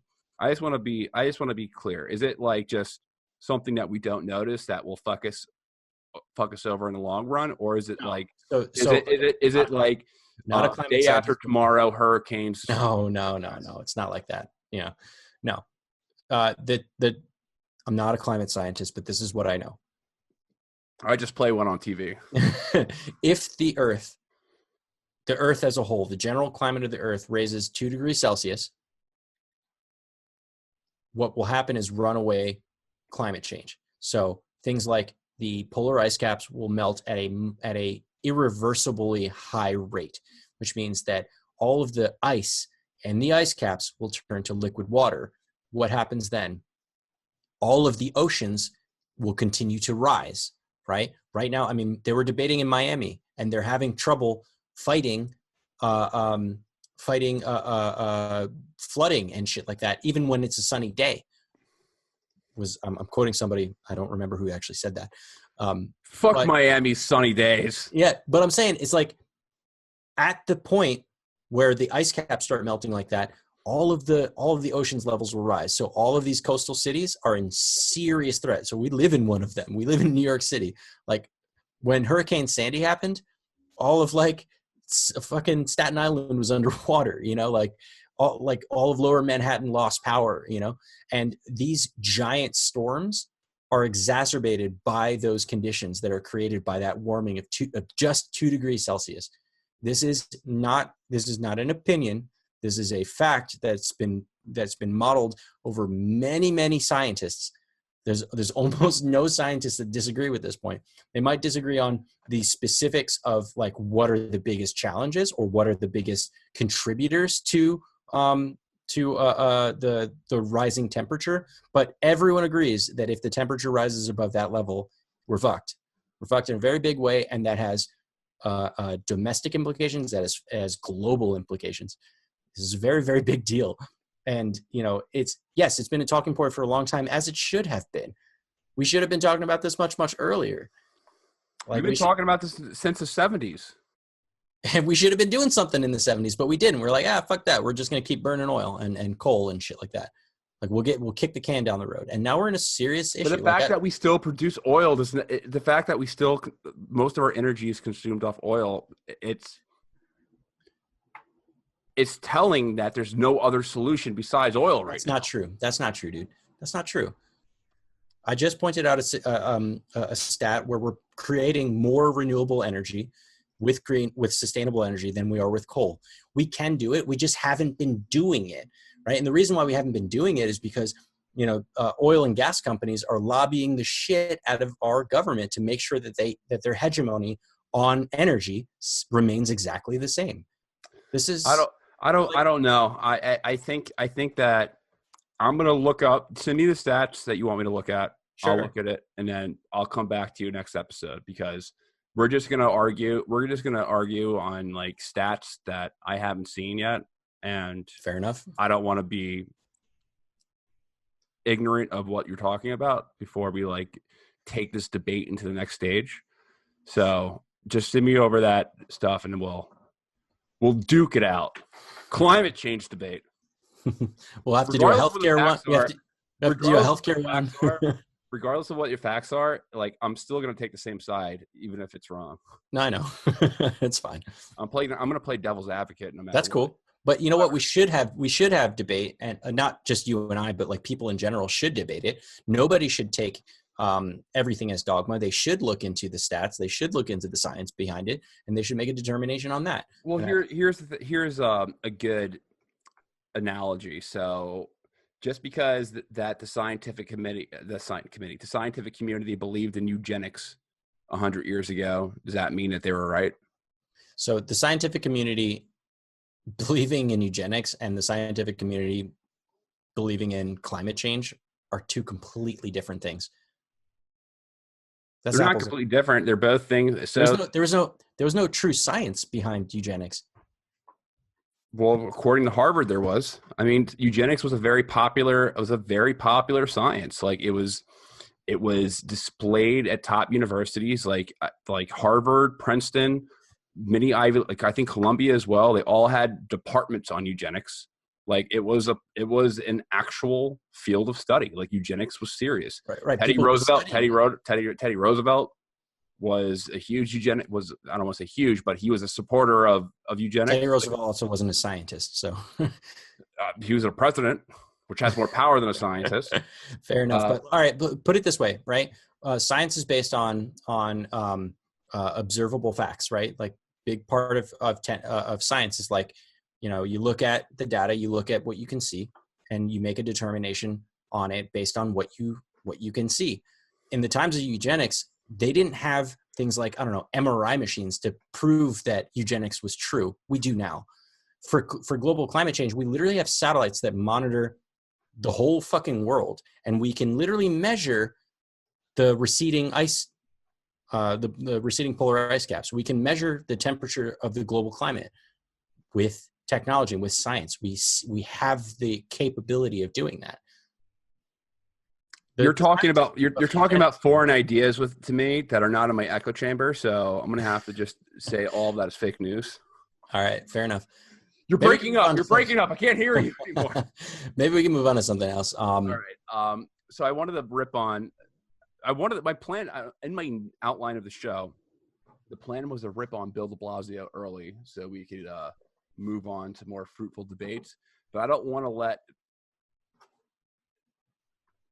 to not talk about Bill de Blasio because we're New Yorkers, and let's do it. Like what? If you look at our numbers, we're 20% of our audience is from New York, right? Something like that. It's like if the majority is from New York, like the biggest plurality is New York, that's because we're from New York, and like the word of mouth spread here first, and like that's why that's the biggest. It's also the biggest population center, right? One biggest of the biggest metro area in the world, really. In the world. But we're speaking to a lot of New Yorkers, and for those who are not familiar with Bill de Blasio. Oh, Bill de Blasio. Billy. I just want to give like the New Yorker insight on him, not necessarily like a political insight coming from a particular side, because Bill de Blasio is not popular with any political party in New York. Like he is just not the majority of New Yorkers. And the reason why I'm bringing this up is because before I didn't even think it was that big of a deal about what he said. I just think it was funny. I always think it's funny to see. What are you talking about? Because he said a bunch of really weird shit. De Blasio, what he got in trouble for was something with Che. Right. Okay. He had to backtrack it, and I don't care about that stuff. But I find funny to see a politician like cornered and like defending himself on something stupid. Everyone thought that when he was running, it was a joke.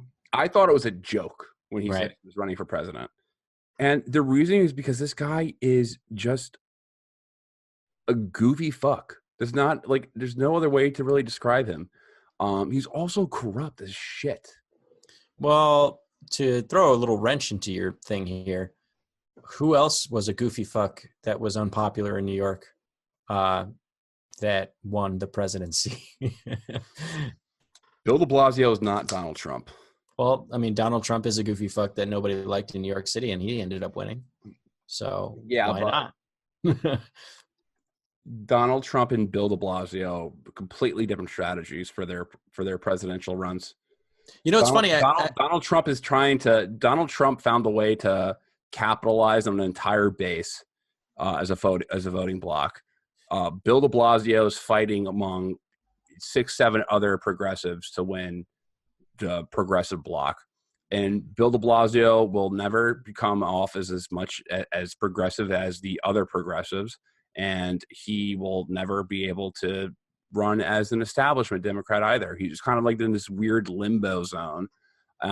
His own state doesn't like him. I mean, for various reasons. City. Yeah. I think most people don't like him from New York. Our first introduction to Bill de Blasio, and as far as controversy is concerned, was his spout with the police department. Mm-hmm. And at the time, I was still kind of a neoconish when it was happening. So I was kind of like, fuck Bill de Blasio.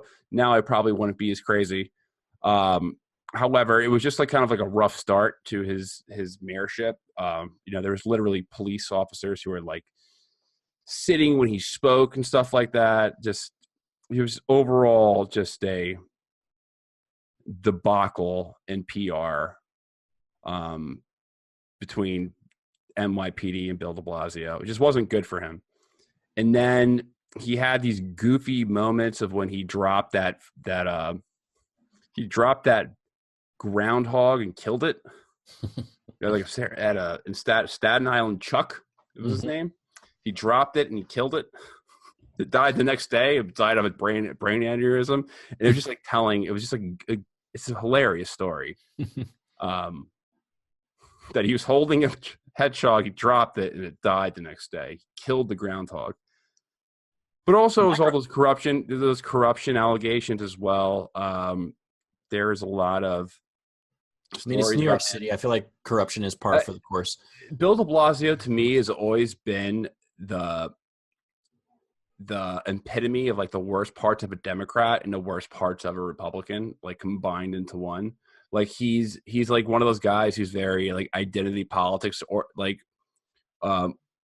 oriented. Like he always has to bring up his black son in a conversation when he's speaking about anything. And then at the same time, though, he's like super chummy with all like these real estate dudes. Like there's all these like allegations of him taking money for favorable policy and all this stuff from different people, from a lot of different people. So you have like this weird. This is just kind of this weird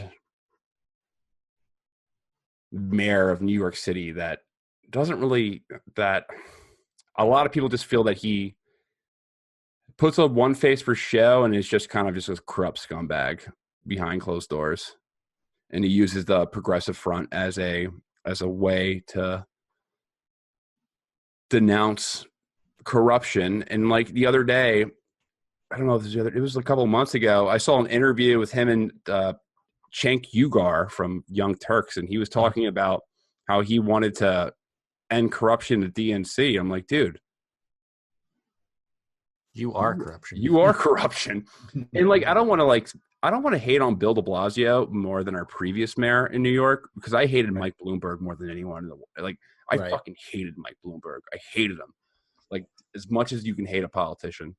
I hated like when Rudy. Well, I'm not a fan of Rudy either, but like yeah, we don't have a really good track record with the disdain I had for Mike Bloomberg with like a lot of the policies that he had that took place when he was mayor were just so gross. The soda ban and stop and frisk were the soda ban. Oh, can we talk about the soda ban? There's two different like shitty policies, but in New York City, for people who are not from New York, there's a fucking soda ban on like big gulps.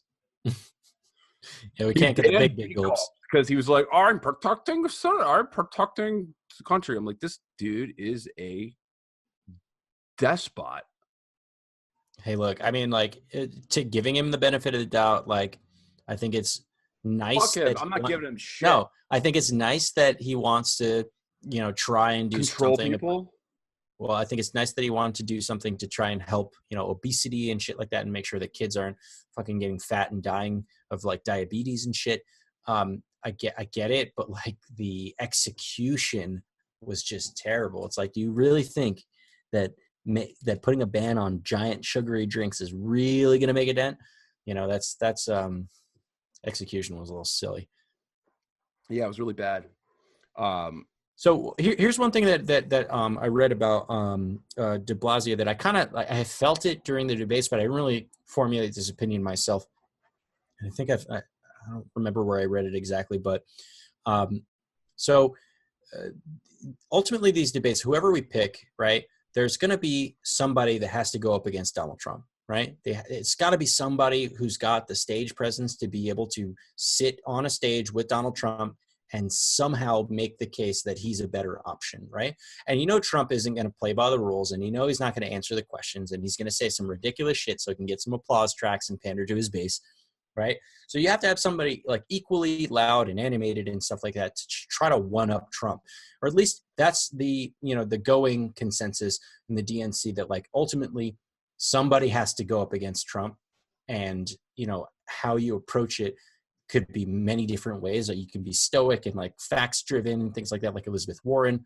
You know, you could attack Donald Trump based on you know, his policies and you know what kind of person he is, and there's a bunch of people, you know, candidates that are like that. Or you could grandstand like Donald Trump and try to out Donald Trump, which I think is probably a bad idea. But I was reading that De Blasio during that debate was like super loud. He was like interrupting people. He like jumped in when he didn't get asked a question, and he, you know, he tried to be the loudest person on the stage so that he can get some shining points. And I'm wondering, you know, what's your take on that? Like, do you think that, you know, that's a good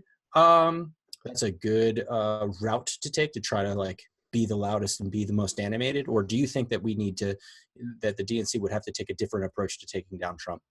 Well, in de Blasio's case, he has to be, because de Blasio is coming in as a dark horse. Like, no one's really taking him serious as a candidate. So for him to have some chance of going forward, he's going to have to make some type of presence there, especially when the field was 20 people. So I don't really blame him for being loud.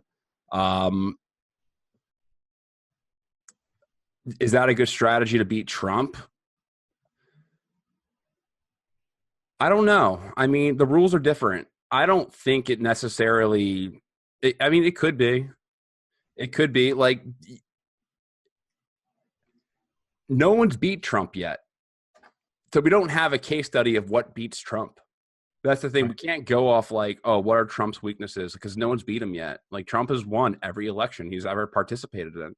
Let's be clear. He won. Well, it wasn't just he took out the Republicans and he took out Hillary. So it was 2 elections, and 2 very important elections that he won. And he won by shoving the conventional norms out the window and just relating to the common guy, common man, or common person in America, and distancing himself from politics and saying, I'm coming in as a businessman. So is there somebody in that field who can combat that? I think what's most important is like, who do you think will flip the most voters to go the opposite direction? Because I can tell you it's not going to be like a progressive who's preaching about like Kamala Harris talked about seeing a man being a pregnant man. That rhetoric is not going to get you votes to swing the other way. Like, being super identity politics oriented is going to be a huge mistake, and you're just going to leave you in the dust. So I think that the best person to take on Donald Trump is Tulsi Gabbard, because Tulsi Gabbard is coming in on a very she's coming in with substance. She's coming in with legit criticism of the Trump administration. She's the only one that will like, I think, so far she's the only one that resonates with the right wing of America. And the reason why she resonates with the right wing of America is not necessarily because like some of the other progressive policy proposals that she's offering. It's because I think she's just kind of genuine. And people can read that. And she's coming on one specific policy. She's really coming in like all of her. If you look at most of her policy, it's she believes in free Medicaid for all, free college tuition for community colleges, minimum wage of $15, a federal minimum wage of $15 an hour. She's running on immigration. She's more honestly on the right than on the left. But she's not more on the right, but she's not adopting like the mantra of like decriminalizing immigrants that go over the border illegally. she's definitely the best candidate to take votes, to swing votes from the right to the left.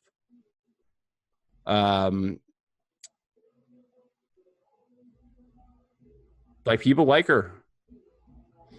So if you want to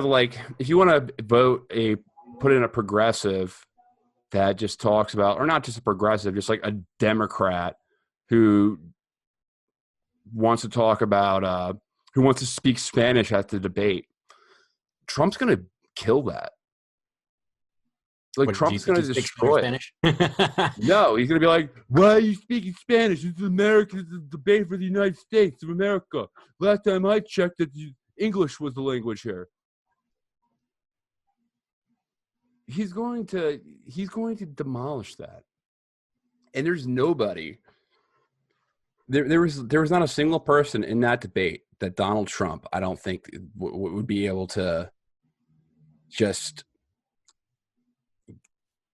street fight politic his way to a win against. Like, I just think besides Tulsi Gabbard, because Tulsi Gabbard, her criticism is on his failed policies as president. Like, she actually brings up legitimate criticism of Donald Trump. She talks about his really smart move to get out of the Iran deal and how that may have led to the current situation we're in right now. We're at risk of global war. She can actually articulate that. She's not the only person. She's not the only one that does it, but she by far is the most articulate, and she's by far has the most knowledge. Buttigieg does a good job of talking about that too. Buttigieg is pretty good. From what I heard, he's much better than the rest on foreign policy. We were talking about it earlier. I think we moved on to another topic, but he's better than most. It's funny because the guys running for in the last election, who are running against Bernie and Hillary, Jim Webb and Martin O'Malley, they're pretty good on foreign policy. Like, Jim Webb is really good, and then Martin O'Malley was pretty good as well. Like, Martin O'Malley was able to really articulate, like, why a no-fly zone was a really big mistake while Hillary Clinton was proposing that. But they were ignored. I mean, I think Tulsi and many others are at risk of being ignored too. So here's the thing, though. Like, but people need to understand this, is that foreign policy is the most important thing that a president does. Because when you get into office, you're the commander-in-chief. You can do whatever you want. You can bomb whatever country that you want. Like, well, the president and the executive branch, they have by far the most significant role in making foreign policy decisions. And they're also responsible for carrying all that activity out. They don't even bother asking for the consent of Congress anymore. I mean, they should. But they don't. That's within the Constitution. They don't. But they should, but they don't. It's wrong that they don't. But, I mean, look at the war in Yemen, which Bernie Sanders rightfully was the only person who pointed that out, which I will give props on. Actually, Marianne Williamson was the first person to talk about she did? Yemen. Yeah, I tweeted at you about it. Really? Yeah, she was the first person to bring it up. Well, let's elect her president. Can we talk about her also with that voice? Oh, listen now here, you. I'm gonna call up New Zealand and be like, girlfriend, we're in this again. Like, I'm your commander in chief. Where did that come from? I don't know, dude. I have no idea. I know you. I'll tell you right now that I'm incredibly qualified to be your commander in chief and the first lady with female parts to be your president. I didn't hate a lot of the things she said, actually. I just didn't think she had kind of like an anomaly. I was like, who's this lady? Yeah. She's my accent. I thought that she wasn't even from America when I first started hearing her talk. I was like, who is this lady? I looked at her up. I'm like, okay, she's from Texas. They talk like that in Texas. I thought that maybe she was from like Louisiana or something. Maybe she got it I don't know how she ended up in Texas, but she. Yo, my favorite line, and I want to talk about this, was when everybody was going all like full ageist on. It was Eric Swalwell. He's going full ageist against. Eric Biden. Swalwell, Fucking Eric Swalwell. He was the PC bro. Dude, this guy. He was like, "Oh, pass the torch, bro. Pass the torch. You're too old. Pass the torch." And he was like, obviously levying that against Biden, but by extension, was also doing the same for Bernie.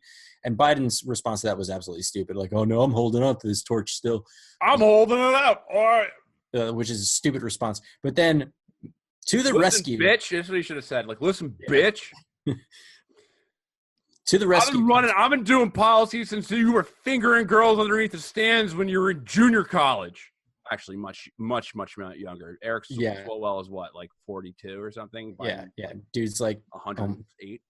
Yeah. But okay, so the point is that, by the way, I thought that was incredibly ageist, and I'm not just saying that to be like liberal and shit. It's like, fuck you, dude.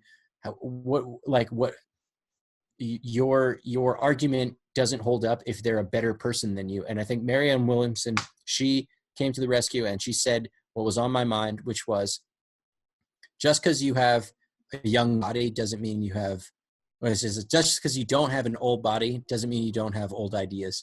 And I was like, fucking burn on that shit. I want us to stop talking about ageist bullshit, right? Because just because you're young or you're old or whatever, it doesn't, in my opinion, it doesn't fucking matter. It's about who you are as a person, what your policy is going to be, and like whether or not I believe that you can actually carry through with the promises that you want to levy. And frankly, I don't, the age thing is just, it's silly. But props to you, Marianne Williamson. Hey, listen, my favorite guy in the world is in his 80s, and I'd vote for him for president. What, Ron Paul? Yeah. So, I'm not discriminating based off your age. Ronald Reagan was the old. I'm joking. Ronald Reagan was in his 80s when he was president. What was I going to say? Oh, yeah. I lost my train of thought right there. Oh, yeah. So Michael Tracy, who is very good, like, it's very, very funny on Twitter. He had the best line about that, Eric Swalwell. When Eric Swalwell said that he was going to take the guns, he's like, Eric Swalwell will take the guns. Mike Tracy responded by saying that Eric Swalwell taking the guns in America, President Swalwell taking the guns will be the end of America. Why would it be the end of America, I wonder? Because he's just like can you imagine President Swalwell taking the guns from people who love their guns? Yeah, that'd be a fucking shit show. But I don't remember if this was Eric Swalwell who said it or somebody else. But it was Swalwell. It was the PC bro. But somebody on the stage said something that I thought was pretty poignant. And it was, if more guns made us safer, then we would be the safest country in the world. And I don't know. I thought that was a really good line. I'm pro the Second Amendment. Like, I think people should be able to bear arms. And I think it's really a really tricky subject, especially when we're talking about like assault weapons. And yeah, the places that had the highest murder rates have stricter gun laws. Yeah. Like, you can't use that argument. Like, that's a nice PC roll off your tongue, like, type thing. Oh, like, the more, if we had, wouldn't we be the safest country in the world if guns cause safety? I'm paraphrasing that awfully, even though you just said that. But the places with the worst gun violence are in urban centers where they have stricter gun laws. So the places where people have guns legally, yes, there's always tragedies, which is heartbreak, is terrible. But relative to places with higher gun laws or stricter gun laws, they're not as violent. Yeah, but like when we look at like the I don't think having guns is, like, I think this is a correlation and a causation issue. I don't think having guns particularly makes a place safer. And I don't fully think that not having guns makes a place safer.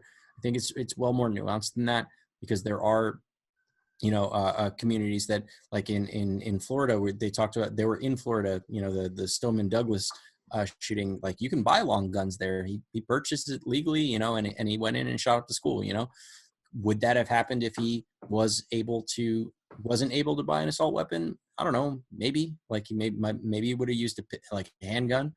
I can say that if he couldn't purchase any guns at all, right, and he couldn't get his hands on a firearm, that he absolutely wouldn't have been able to carry out that shooting. So that part is true. But the idea that having more guns just by causation makes you safer, I think that's not looking at deeper dynamics of those places, like you said, places like Chicago that have like stricter gun laws, and they have a much higher gun violence statistic.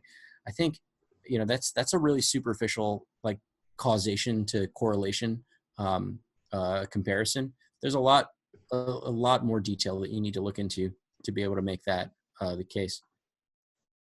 No, I agree. Like, just because a place has more guns doesn't make it safer. Legal guns doesn't make it safer. But there's you need to look into the culture of the place that provides a culture where guns are looked as a hedge against government, and that guns are looked as a safety measure. And what are the other aspects in that culture as well that make them safe? And then you got to look at places that have a high degree of gun violence, that may have strict gun control at the same time, and look why those places are violent.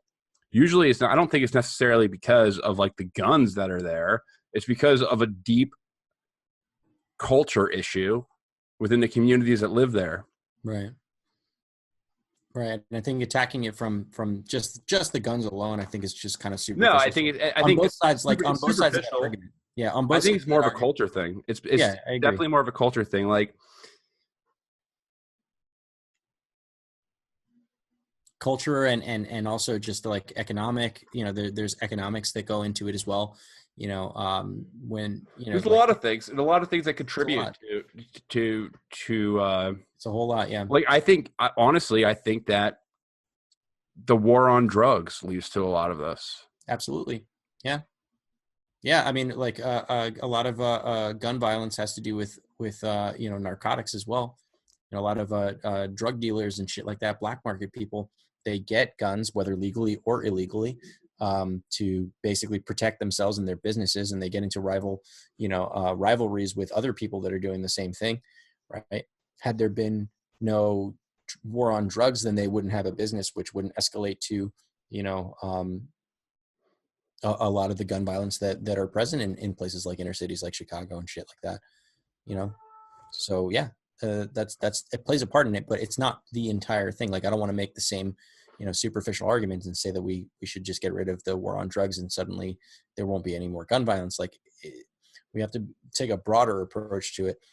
So for on the gun argument, I don't think that having guns makes us more safer, and I don't think that not having guns makes us more safer. I think that's superficial argument on both sides. No, I agree with you. I completely agree with that statement. I think that it's the guns don't create the actual consequence. There's something that lies. I think most of it has to do with just with culture when you break it down, but there's obviously a lot of factors that contribute to the culture as well.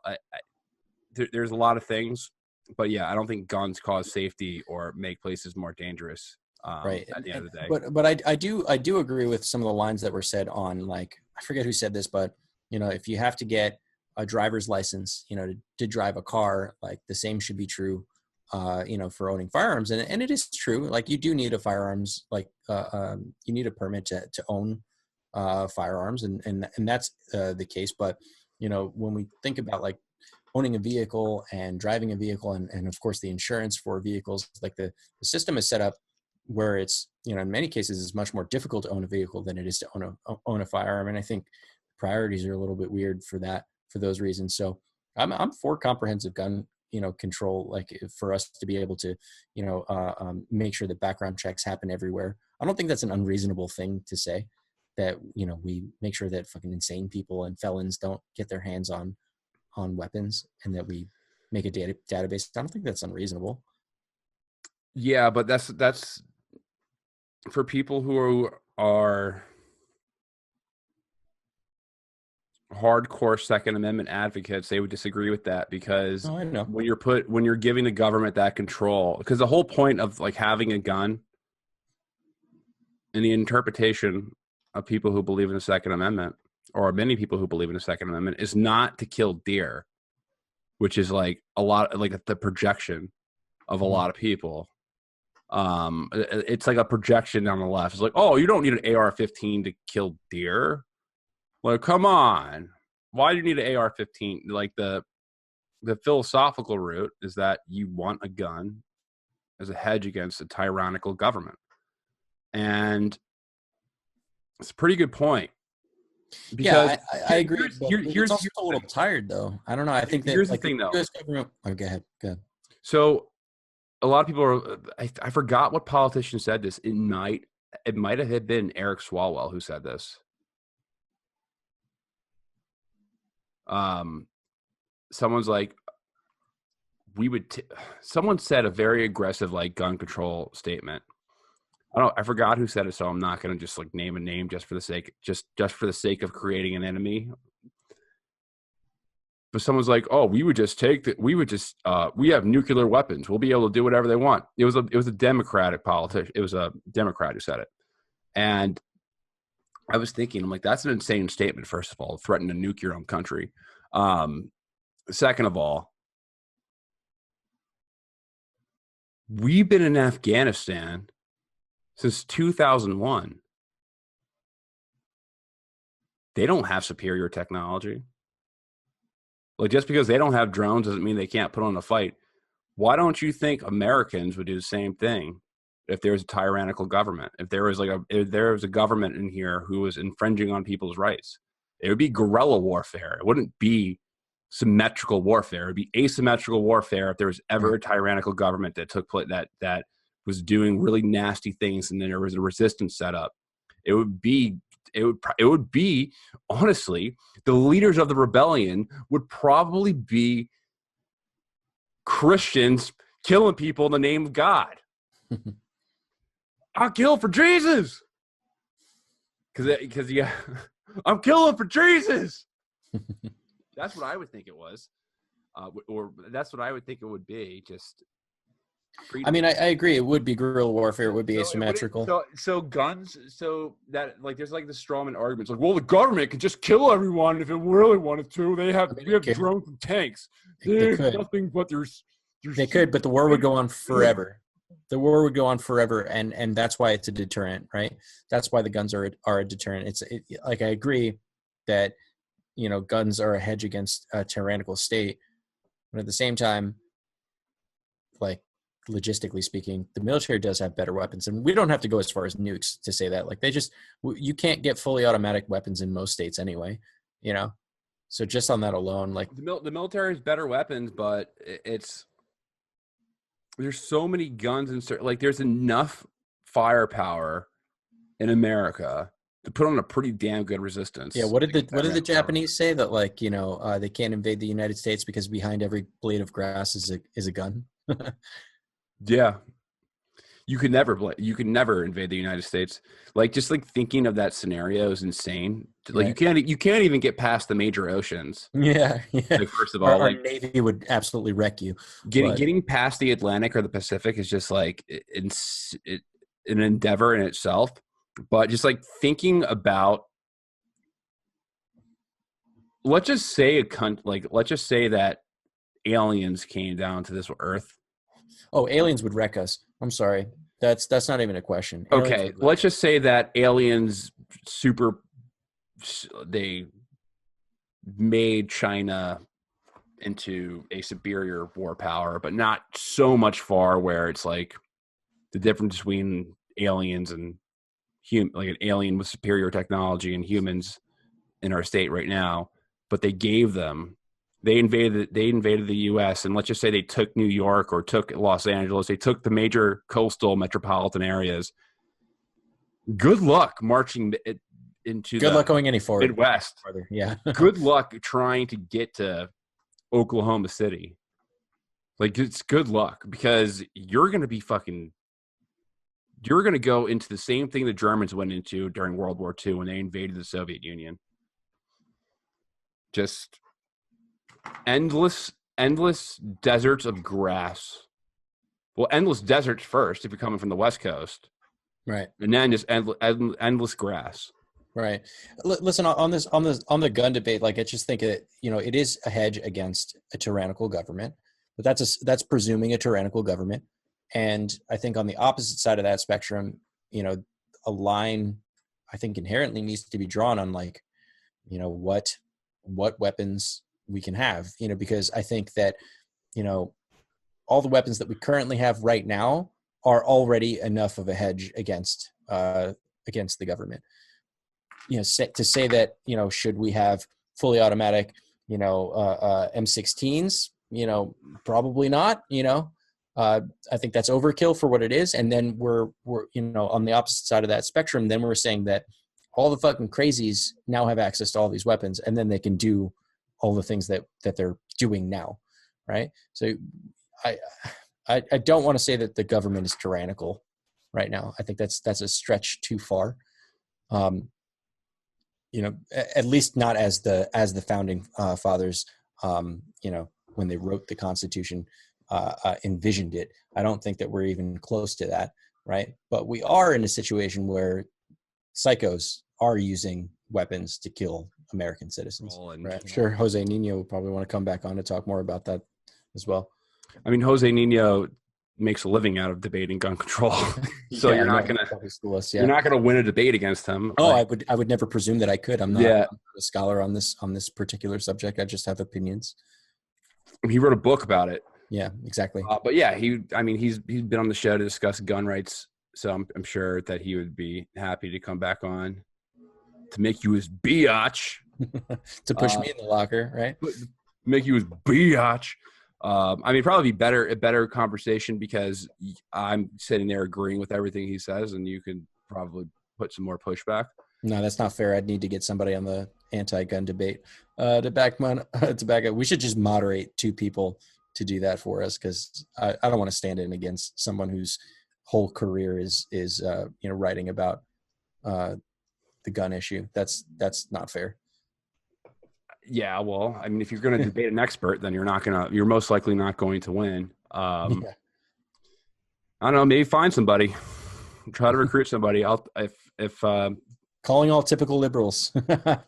Get a professional gun control activist, and we'll try to get a debate on here with two experts, because you can listen to two bros talk about it, or you can listen to two experts talk about it with the bros moderating. Yeah, exactly. Which would be better. All right. So other plans that we have in the pipeline right now, I should probably stop doing the plans in a pipeline, because they usually don't come true.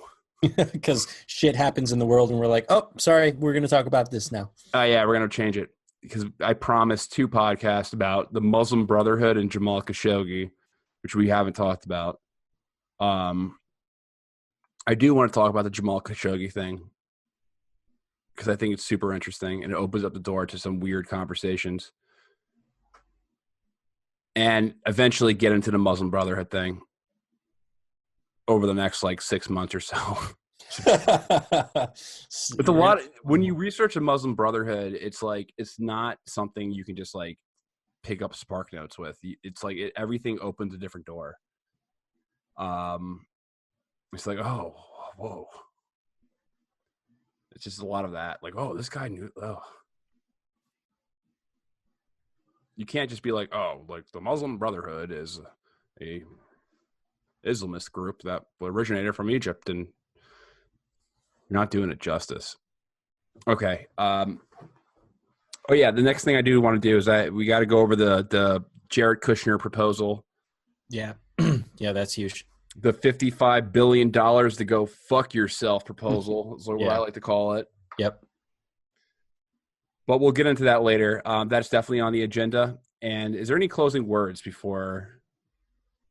I think I'm super excited about follow-up debates. I'm super excited to just narrow the field a little bit, get rid of all the folks that just clearly, don't have a chance and probably shouldn't be on there in the first place, so that we can have more policy driven discussions that are longer, frankly, and so that we can make a better determination. Jury's still out for me. I haven't picked a favorite, but I got some folks that are mine. So, well, Danny, as a registered Democrat, I have to say I'm excited as well. I haven't registered yet. I need to, but yeah, you're gonna have to if you want to vote for Tulsi. I know. I wonder how many like Republicans or even like independents are going to register as a Democrat just so that they can vote in these primaries. That'd be an interesting stat to look at. I wonder that same thing too, because a lot of Republicans are not a lot of Republicans, but there is a lot of popular right-wing influencers are supporting her. I don't know if that support goes through to the next round against Trump, but they're at the very least supporting her against the field right now. And it's not because of I honestly think it's because there's multiple factors. A lot of people who voted for Trump are pissed off with the neocons he brought on, like John Bolton and Mike Pompeo. A lot of people are upset with that. Like Tucker Carlson makes a point to trash John Bolton almost every day, which like really does represent his base that put him in office. And Tucker Carlson has Tulsi Gabbard on frequently. You also have a lot of other right-wing influencers too who like her. And I think it's the foreign policy issue. She nails it. But there's other things that she does as well. She's tactful enough not to alienate potential voters that will switch over, because she doesn't use the mainstream talking points that people from the right hate from the left. And those talking points include, I'm a woman, so vote for me. Never once has she said that. She's never made like being a woman of color. Yeah, she doesn't make that as part of her platform. She doesn't pander. She doesn't like hit Trump on Russiagate, and she hits Trump at a lot of in the same positions that a lot of people who voted for him hit him at. So she's not like Ted Cruz. Like all of her other policies are pretty left leaning. Like yeah, I don't know where there's like this kind of effort to demonize her as some like right wing pariah who somehow snuck her way into the field of the Democratic primary. But like I don't know what warrants that. I guess the big thing that they're trying to hit her on is there's two things. One being her meeting with Assad, and the other thing her being when she was like in her 20s, she wasn't for gay marriage. But like so was every single person ever not for gay marriage 20 years ago or 15 years ago. Like that just recently switched over. Like Hillary Clinton and Barack Obama recently discovered that gay marriage should be legal. That like gay ironically enough, that switched over when the polls switched. So I don't think that I'm with you on that one. Listen, I like Tulsi. She's a standout for me, but your points on her not making, statements that she speaks a little bit vaguely, so as not to alienate people. And I think that could be to her detriment, because unless a bunch of Republicans and centrists decide to register as Democrats so that they can vote for her, I think a fair claim could be that, she's not genuinely like a Democrat because of how tactfully she dances around very specific, very liberal. But she's dancing around the stupid talking points that like hold no water. Like she doesn't join the Trump bashing, the Russia bashing campaign, and she doesn't pander to minorities. Like those are the two things that she does. So like that eliminates her from becoming a president. Like from being. I'm not saying it eliminates. Those her. are such stupid things because all of her other policies are pretty progressive. If you look at her website, I'm defending her progressiveness, not as a progressive. I'm not saying that that would eliminate her, but I am saying that it will make it very difficult for her.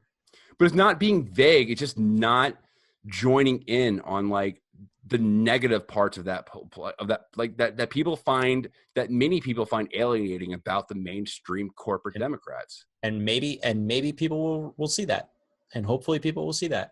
But again, you know, Trump panders to his base, and that's how he was able to build a coalition around him for very, very not centrist things. Like he wasn't quiet about, you know, build a wall or like, you know, label China a currency manipulator and all this other shit that would have alienated a lot of Democratic voters or even moderate conservatives, and he won, right?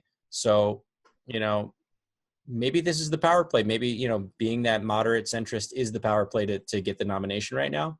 But you have to remember, there's going to be a whole bunch of people in this base on the left that, you know, are clamoring for who's the most progressive, who's going to say the talking points that, you know, are going to, you know, resonate with them on social issues and shit like that. And who's going to hit Trump on exactly the things that you're saying she doesn't hit Trump on, you know? So, you know, with that in mind, you know, people are only Democrats are voting in this primary, you know? So New Democrat here. exactly. You know what I'm saying? Like, unless a bunch of people flip over and decide to register as a Democrat so that they can vote for her, you know, you also got to think about the mainstream media, right? On both sides, like the left and the right mainstream media, they're going to be giving the most airtime to the most hyper liberal things that are said and to the you know, the dirty talking points, right? And if we've learned anything, it's that, you know, Trump was able to gain billions of dollars of free airtime just by saying ridiculous shit, so that all the media companies, all the mainstream media companies, cover the ridiculous shit that he says. So I'm just saying, politically speaking, it might be challenging for her to really shine if she takes a, you know, even keeled approach in this primary. Yeah, I think you're right. I think that she needs to expand. She needs to expand upon what she's saying to get that vote. To run a global, like a presidential campaign, is like it's more than having like a group of woke people having your back. Unfortunately, I hate using the word woke, but it's more than having a bunch of people who are like sympathetic to your. It takes much more than having people who are sympathetic to your policy proposals. You need to somehow connect with the masses, and foreign policy doesn't exactly pique people's interest. So it's going to be hard. It's going to be hard for her, but I mean, I like what she says on foreign policy a lot. I think she's great on it, and we'll see what happens. We'll see if it gets anything. Like the poll numbers right now, they show Biden as the main benefactor, which is not really surprising because he has the biggest brand power. But I don't know. We'll see. Anything can happen. The rules have changed. We got 32 days till the next debate. So Joe Biden, it could come out that Joe Biden, you know, had sex with a dolphin. Yeah, it's possible. Dolphins have sex for pleasure. Yeah. Creepy Joe has sex with a dolphin. No one would care. No one cares about the allegations now. No. They're not going to care about the dolphin. All right. Thank you guys for everyone who's tuned in for this long. Really do appreciate it. Rate and review the podcast. If you want to check out the first part of the podcast, go to our Patreon, and yeah, really do appreciate your time. And Danny, I need to put on the AC right now or I'm going to die. Okay. See ya. Peace.